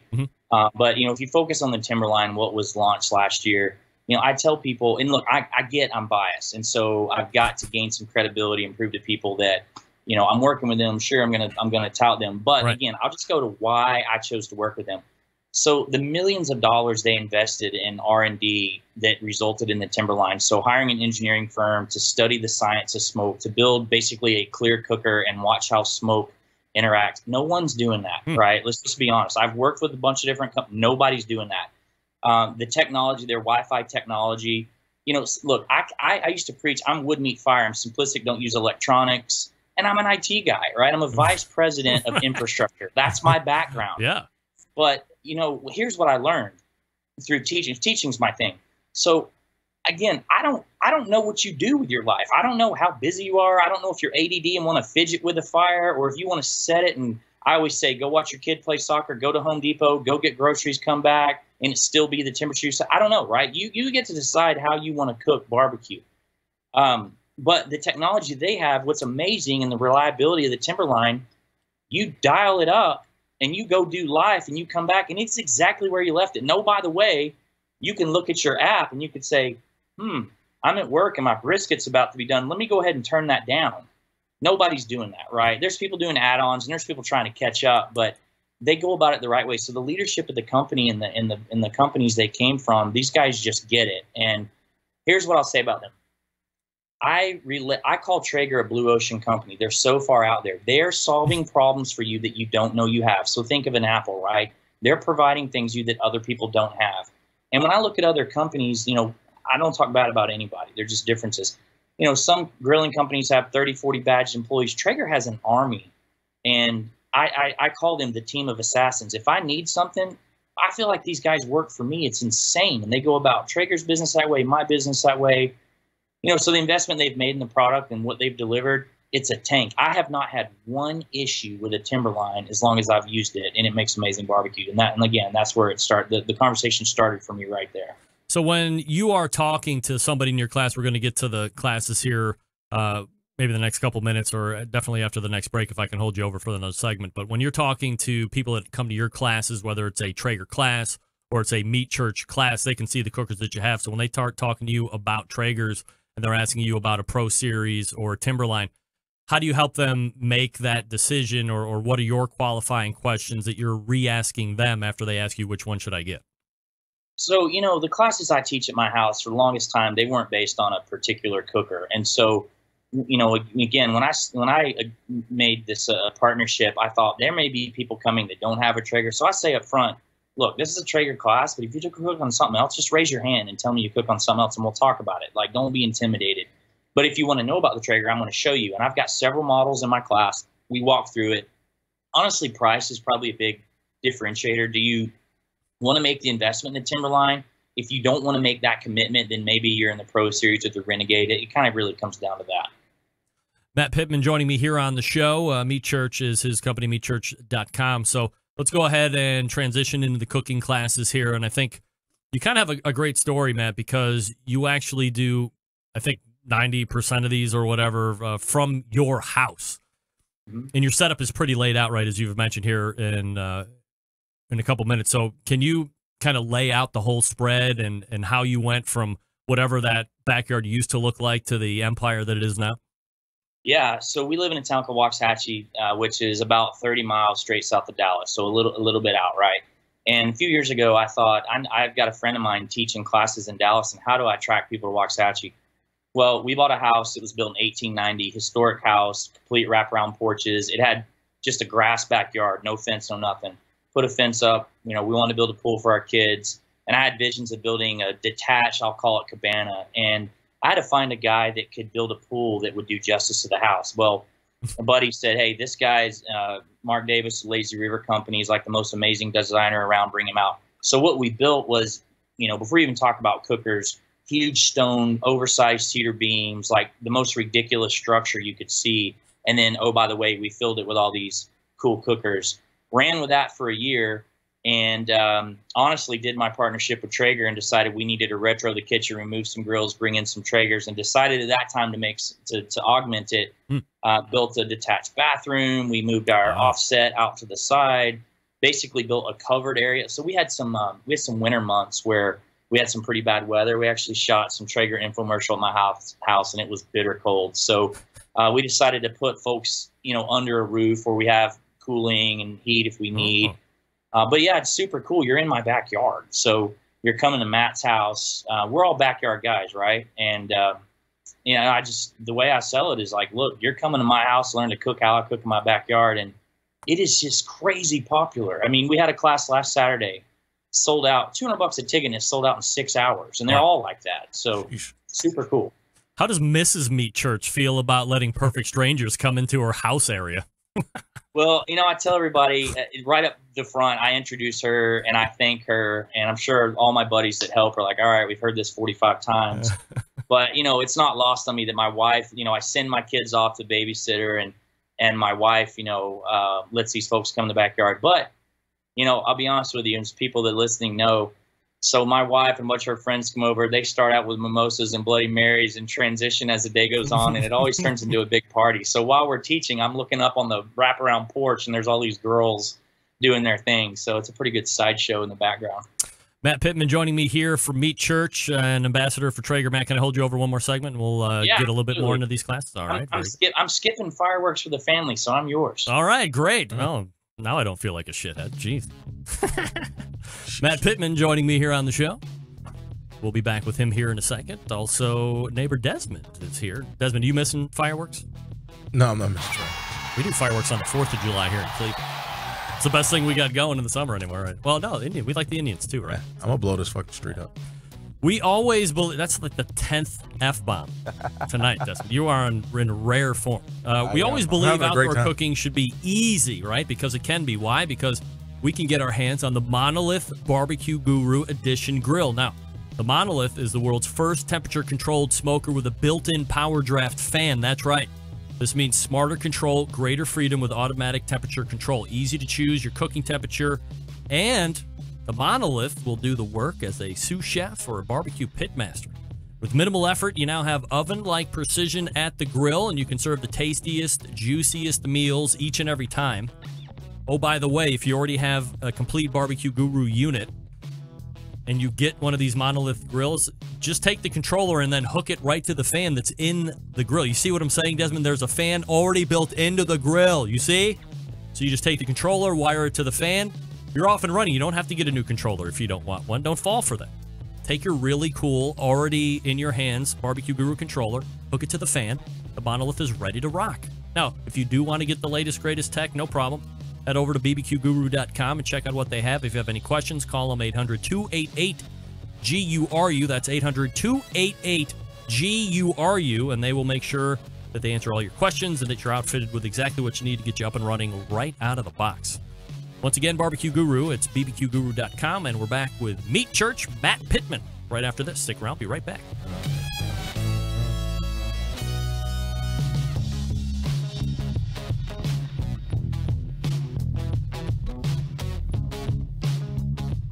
Continuing to produce incredibly mediocre content in an exceptionally professional way.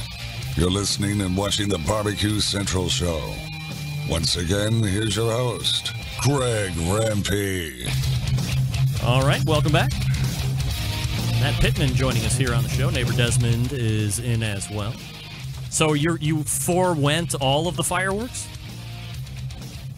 I mean, man, there's fireworks 3 times this week. Tonight's the city fireworks. Tomorrow's the fireworks from my old neighborhood, which are better in the city. And then my brother's backwards neighborhoods is Saturday, so I'll get to them. I have to imagine that Meat Church probably got some pretty bomb-ass fireworks that you're kind of hiding off in the back shack somewhere too, right? So there's a firework history with me. In the 8th grade, I was shooting bottle rockets at my brother, and I burned down 600 acres. So I don't really like fireworks anymore. Dude, I love fire. I mean, that's 600 acres, man. That's indoctrination the likes I have never heard. Wow. It's the front page of the paper, so, you know. Yeah, I bet you did. Anybody find out it was you? Oh, yeah. Oh, no. Yeah. That was a rough summer replacing fence posts in Mineral Wells, Texas with my dad. Oh, I can't even imagine. So, yeah. All right, so over the past 10 years or so, Matt, you know, the rise of the competition cooking class, certainly undeniable, but I think probably no better person to quantify this, seeing quite the prolific growth in backyard classes as well, not necessarily just the competition class. I mean, are you seeing the most popular or the most popularity in your classes you have seen to date? Yeah, I mean, you know, I think I say to everyone, I'm not trying to be anybody. I'm not trying to be Travis Clark, the best competition cook ever. I'm not trying to be this, you know, Franklin's barbecue restaurant. I'm not trying to be XYZ seasoning. I'm doing my own thing, carving my own path. And when people come to my class, what I tell them is, I'm going to talk to you about competition barbecue. I'm going to talk to you about restaurant barbecue, which is probably the hardest. And I'm going to talk to you about backyard barbecue. And, you know, the reason I do that is people at home are watching all this stuff on TV, what comp barbecue's left, and, you know, people doing a bunch of crazy stuff. And you know, my mission is simple. I'm going to show you a simplistic way to make amazing barbecue. You don't need 25 ingredients in your pork shoulder to make great barbecue. And my goal when you come to my class is, if I'm teaching you 4 things today, if you didn't try all 4 things in the next few weeks, I'm going to be disappointed.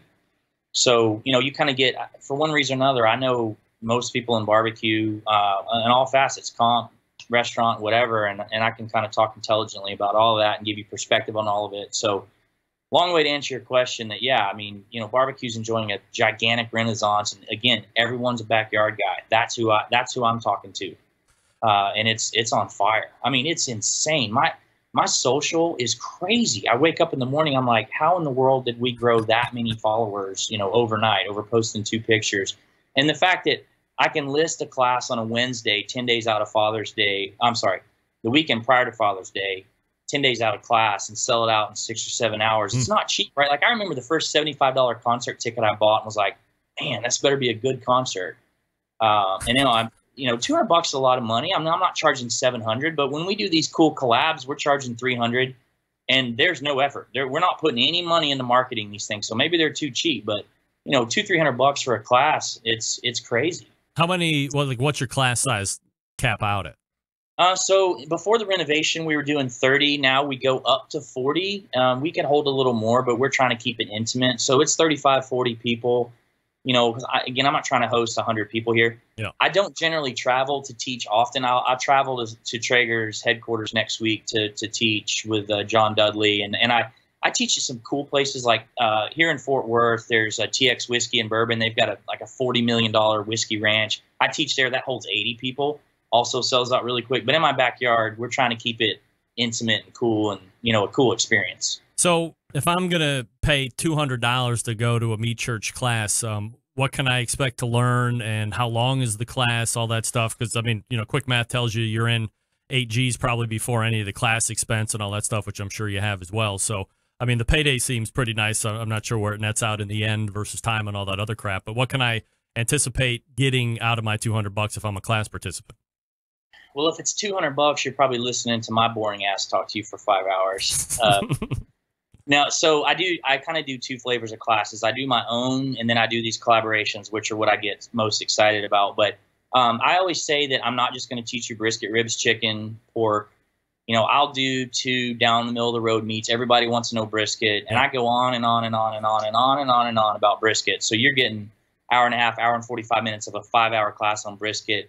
And I'll do another big meat like ribs or, you know, whatever I'm feeling like. But I also I do a ton of steak, and I'm kind of tired of doing steak, but everybody wants cooked perfect steak. And then I try to do something a little bit different. But, you know, you're going to get 5 hours. It's a ton of information. Traeger provides us with an amazing book that's customized to my class. It has all my personal recipes in it, plus some additional recipes. It has stuff about me, about Meat Church. So, and you get a lot of giveaways. You get a screen towel. You get some koozies. We give away all kinds of stuff. We give away briskets, whatever meat we prep, we give away. So you get a ton of stuff, and then we sell all of our seasoning and merch and stuff at a deep discount in class. So you go to Meat Church to see the upcoming events. Like, how many classes will you hold in between whatever you're doing personally or just as Meat Church versus what you're contractually obligated to do for Traeger? Yeah, so I mean, I've met that demand, but we'll keep going. Unfortunately, we're at the end of, well, a week ago we kind of got to the end of what I'll call our spring and beginning of summer schedule. So we've had a grueling run. You know, things get really busy April, May, June, and we've just been nonstop. So, you know, the downside to doing my house is I'm not a big corporation. I won't schedule out 6 months because, you know, I can't put a date out there and change my mind. If it's out there, people buy tickets, we're having it, right? So I don't want to affect I've got 4 kids. I don't want to affect my family too much. But right now we actually don't have anything scheduled just because I'm taking a few weeks off. But we do about 3 classes a month. And, you know, within the next week, we'll be listing the next couple months of schedules. We've got a really busy August. There'll be classes in July. I tell everybody, if you go to meatchurch.com and you sign up for the newsletter, we actually we don't spam that newsletter. We literally email to it, but we email that list when we set up classes a day before they go online. That way, kind of, you know, our customers get a chance to book first before the general public. And we've got some really cool ones coming up. We've got some super cool collaborations. That's our thing. We teach with people that don't teach, or we're trying to provide, the whole thing is we're trying to provide a unique experience to people. Again, not just trying to be brisket, ribs, chicken, pork. It's me and half the time somebody else that may or may not teach that I admire, and that's super, super cool. I saw that you were were you at Nike headquarters doing some kind of a deal there last couple weeks? Yeah, so crazy. There's a couple Nike executives that have been Meat Church customers since the first year. And they also work with Yeti, and they also work with Traeger, and it all came together. Wow. So Nike North America, which is a brand all of us know, had kind of an end-of-year party for their employees, and Richard Sherman, plays for the 49ers, was there on stage with me. So I taught a couple meats, brisket and beef ribs, then Chad Ward got up and taught a couple meats. But then the next night, we did a backyard barbecue / class for the executives. So this is like legitimately the top people at Nike in a backyard. So that was crazy cool. Let's go. So are you like immediately invited to come back at a later date, or like how do you leave that? Because that's a pretty big deal. Yeah. So we kind of met through a charity deal. which they have in August, want me to come up and cook for that. I don't know if I'll be able to do that this year because of time off limitations. But yeah, I definitely think that's going to happen again. It was nuts to have, the COO of Nike, the head of manufacturing for Nike, the GM of the Jordan brand, holding their phones up, recording me talk about how to cook brisket in a backyard. So super, super crazy. So let's go ahead and talk about brisket, if you don't mind, just for a second, kind of do like a 5.5 minute deep dive into brisket, because you're right. I mean, everybody's wanting to do brisket. Neighbor Desmond just brought over a brisket before the show just went on air for me to taste. So we're all trying to catch brisket gold in a bottle, or whatever you want, a lightning in a bottle. What do you look at from meat selection when you're going into the store? Are you a guy that is Wagyu guy? Are you CAB guy, prime guy, select guy? What do you think? Or is it just what you can afford? Fortunately, I'm in Texas, so I'll give you that disclaimer that prime beef rains from the skies here. So, and it's affordable. But, I learned early on in my barbecue career, I guess I would say, that a choice brisket makes a really good brisket. So for the backyard guys. So last week we did kind of a blind taste test between prime and Wagyu, which I know doesn't seem fair, but the Wagyu actually only kind of barely won out. I should have done, looking back, I should have done choice versus prime. But, I tell people when I go to Costco, well, I partner with E3, I should say up front. So E3 Ranch out of Fort Scott, Kansas provides us with our beef. It's upper 2/3 choice, not prime, and it's amazing and people love it. But I tell people here in Texas, Costco, has amazing beef and it's cheap. Prime beef, I was there today, is $3.29 a pound.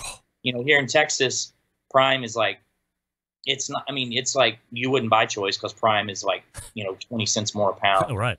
But, for as much as we cook, I'm a good choice brisket or prime is fantastic. Would I turn down Wagyu? No. We cook Wagyu for Nike, of course, for their executives. Love a Snake River Farms brisket. But I just try to tell people, you don't have to go buy a $200 brisket to make a great brisket. I'll prove in my next class, we're going to do the choice versus prime, that choice will knock it out of the park. That's just me being honest, right? Like I could say, it's not sustainable for everyone to always eat prime or always eat Wagyu. So I'm a big advocate on using the entire cow, and using different grades. Are you an injector? Not at home, and the thing is, I sell an injection. I always have said it's against my religion to inject. I will inject competition 100%, but I don't think you need it at home. I'd love to sell it to you, love for you to use my injection, but I'm really simplistic on my brisket. Do you have, out of the plethora of cookers that you have to choose from, if you were just going to fly open the door on a Sunday morning and cook a brisket, which one are you going to run? So right now I'm blowing people's minds with my Traeger Timberline brisket. We teach a meat side up brisket that if it's a 12-pound brisket, it's about a 10-hour cook, but I've been tinkering with stuff between 15 and 26 hours, these really long cooked briskets, fat up, and it's just killing people. So I catered my brother-in-law's wedding, and everyone was talking about how it was the best brisket they've ever had. Same thing at Nike. I'm actually gonna do that to all these folks in Salt Lake City at Traeger headquarters next week. I can make you a fat side up brisket and a Traeger Timberline that'll change your life. The best. This is funny that you mentioned that because I think it was Memorial Day, Desmond. I made that brisket. Yeah.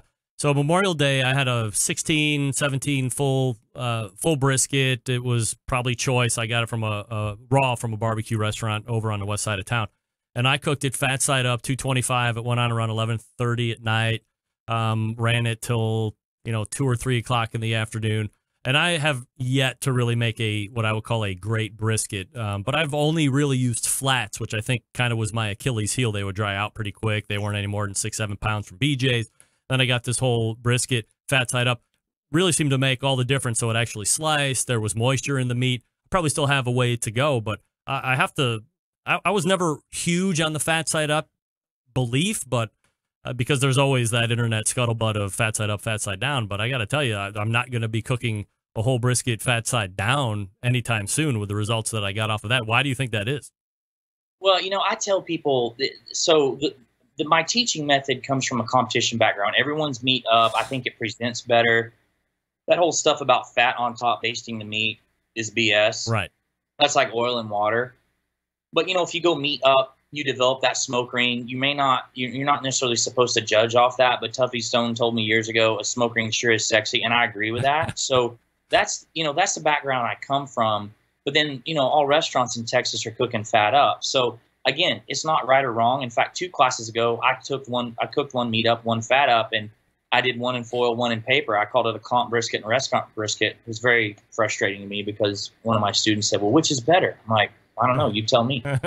But it's just different, right? So, it's like I cook steaks 100 different ways. I cook brisket different ways. There's no right or wrong. It's just people do it different ways for different reasons.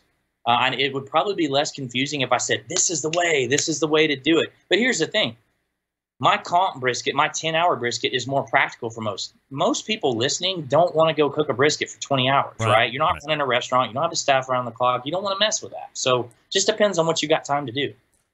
Do you like running at the temperature then at a lower pace, like a 225, or it just depends on how you're going to run it then?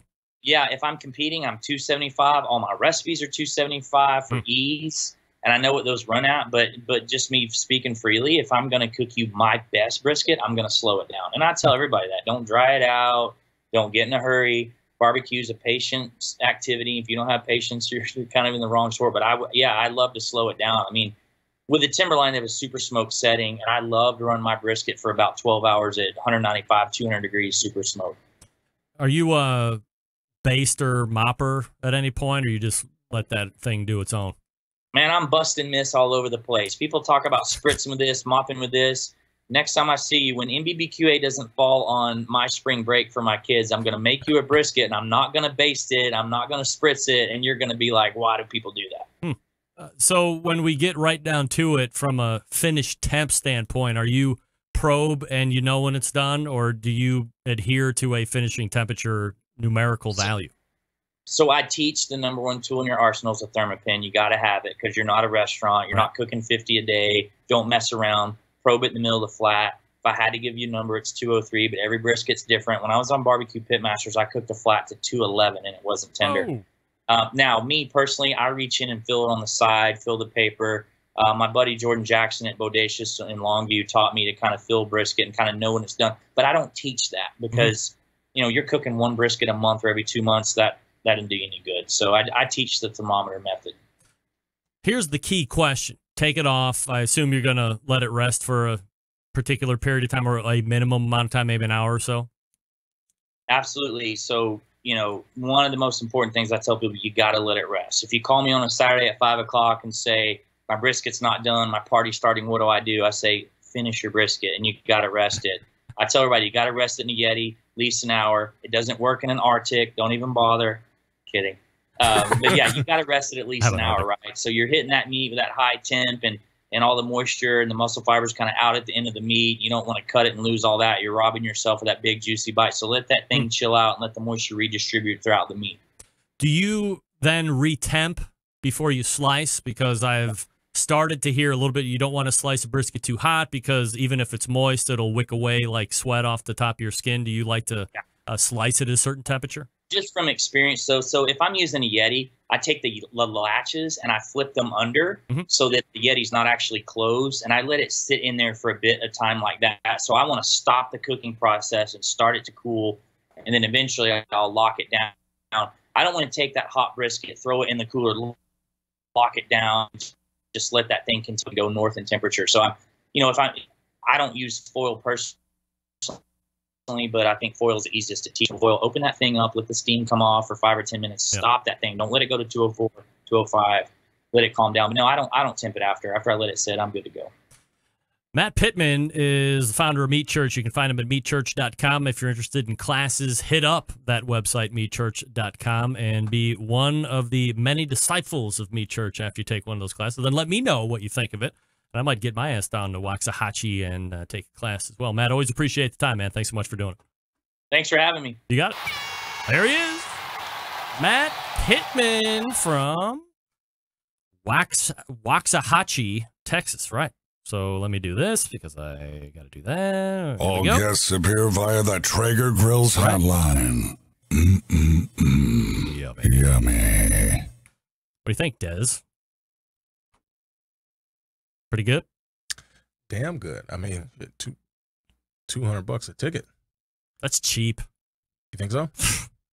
For cooking classes, Myron Mixon $750 if you need them. Myron does what? $750 if you need him. I'm gonna lose my buzz.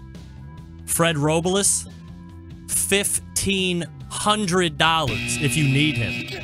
How long are these classes? Not kidding. It's a weekend. Oh, see, it's a weekend. Not a few hours. Well, come on. It's all relative. Hey. True. Let's keep on with the Traeger talk here just for one more minute before we wrap up. Behind every great meal is a great grill. Not just any grill, but a Traeger grill. And the Timberline is Traeger's most advanced grill yet. That's right. It allows you to grill, smoke, bake, roast, braise, and barbecue like a pro. No matter what your level, thanks to the incredible wood-fired taste. Seriously, you don't know flavor till you're cooking with it. Traeger grills use all-natural hardwood pellets, so you're literally grilling with flavor. From low and slow smoked pork ribs to a seared steak, even a baked apple pie, Traeger's can handle it all. And with the Traeger Timberline, it makes it even easier thanks to the Wi-Fi capability. You can check your cooks, kick up the temp, and set custom cook cycles anytime, anywhere, all right through your phone on the Traeger app. In fact, I'm going to be cooking 2 pork butts in just 30 minutes or so. Find one at your local Traeger dealer or check them out online at TraegerGrills.com. Now, you want to beef up that barbecue game? Yeah. Traeger shop classes going coast to coast, bringing barbecue knowledge and amazing wood-fired food everywhere they go. Taught by professional pitmasters, you'll take home all the skills you need to reach barbecue glory. Find a shop class near you today by taking a look at TraegerGrills.com/shopclass. That's TraegerGrills.com/shopclass. And we'll wrap the whole show right after this. Stick around. We'll be right back.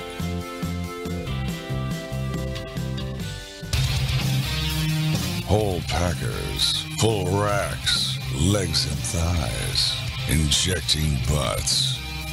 You've never heard this before. You might think you found the best XXX show ever. Let's get back to the most homoerotic host out there today.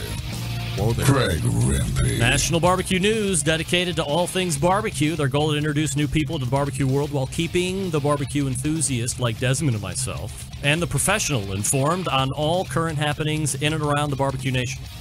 They obtain this goal by offering timely news stories, new product reviews, barbecue event calendars, and unique recipes inside their printed products, website, social media pages, and all email newsletters. Subscribe now by going to BBQnews.com. That's BARBECUE, the right way, BBQnews.com.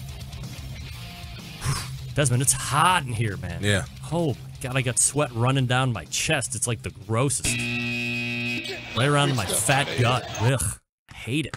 All right, let's go ahead and make tracks out of here. All the way back in the first hour, Ray Lampe joined us, the good doctor. Gave us a barbecue brie with sweet barbecue sauce. And bacon. Pound of bacon. Can't forget the bacon. Can't forget that. Got plenty of that for tomorrow, too. Went to Costco. Got a lot of it myself. Then, I almost made it into the Barbecue Wizard Hall of Fame. If you forgot that happened all the way back in the first hour, Desmond. Oh, I did not forget. And then in the second hour was Matt Pittman from Meat Church talking about his cooking classes, partnership with Traeger, Traeger products, burning down 600 acres of farmland in his youth because he loves fireworks. Yeah. 600 pounds, or 600 acres. Yikes. What a bottle rocket. Yeah, that's crazy.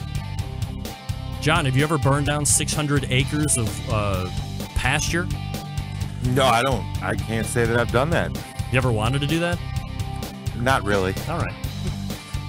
Desmond, say happy 4th to John. Happy 4th, John. Hey, man, happy 4th. I got one thing to say to you, Desmond. You are F-bomb AF. Hey. All right. Thank you, John. John bringing the hot comedy. We got a big show lined up for you next week. By the way, a lot of people didn't know if I was going to be doing a live show this evening because it's July 4th tomorrow. Live show. Guess what? Live show next week, and it's my birthday. Woo, woo. Woo, woo. So, we will have a live show. It will be stupendous, as always. Meathead Goldwyn will be in from AmazingRibs.com, amongst other barbecue luminaries. As always, until we, September 11th, 2001, I will never forget. Until we meet again next Tuesday, this is your program host and proud U.S. American Greg Rempe first saying, Start the game! Let's go! And secondly saying, good night now.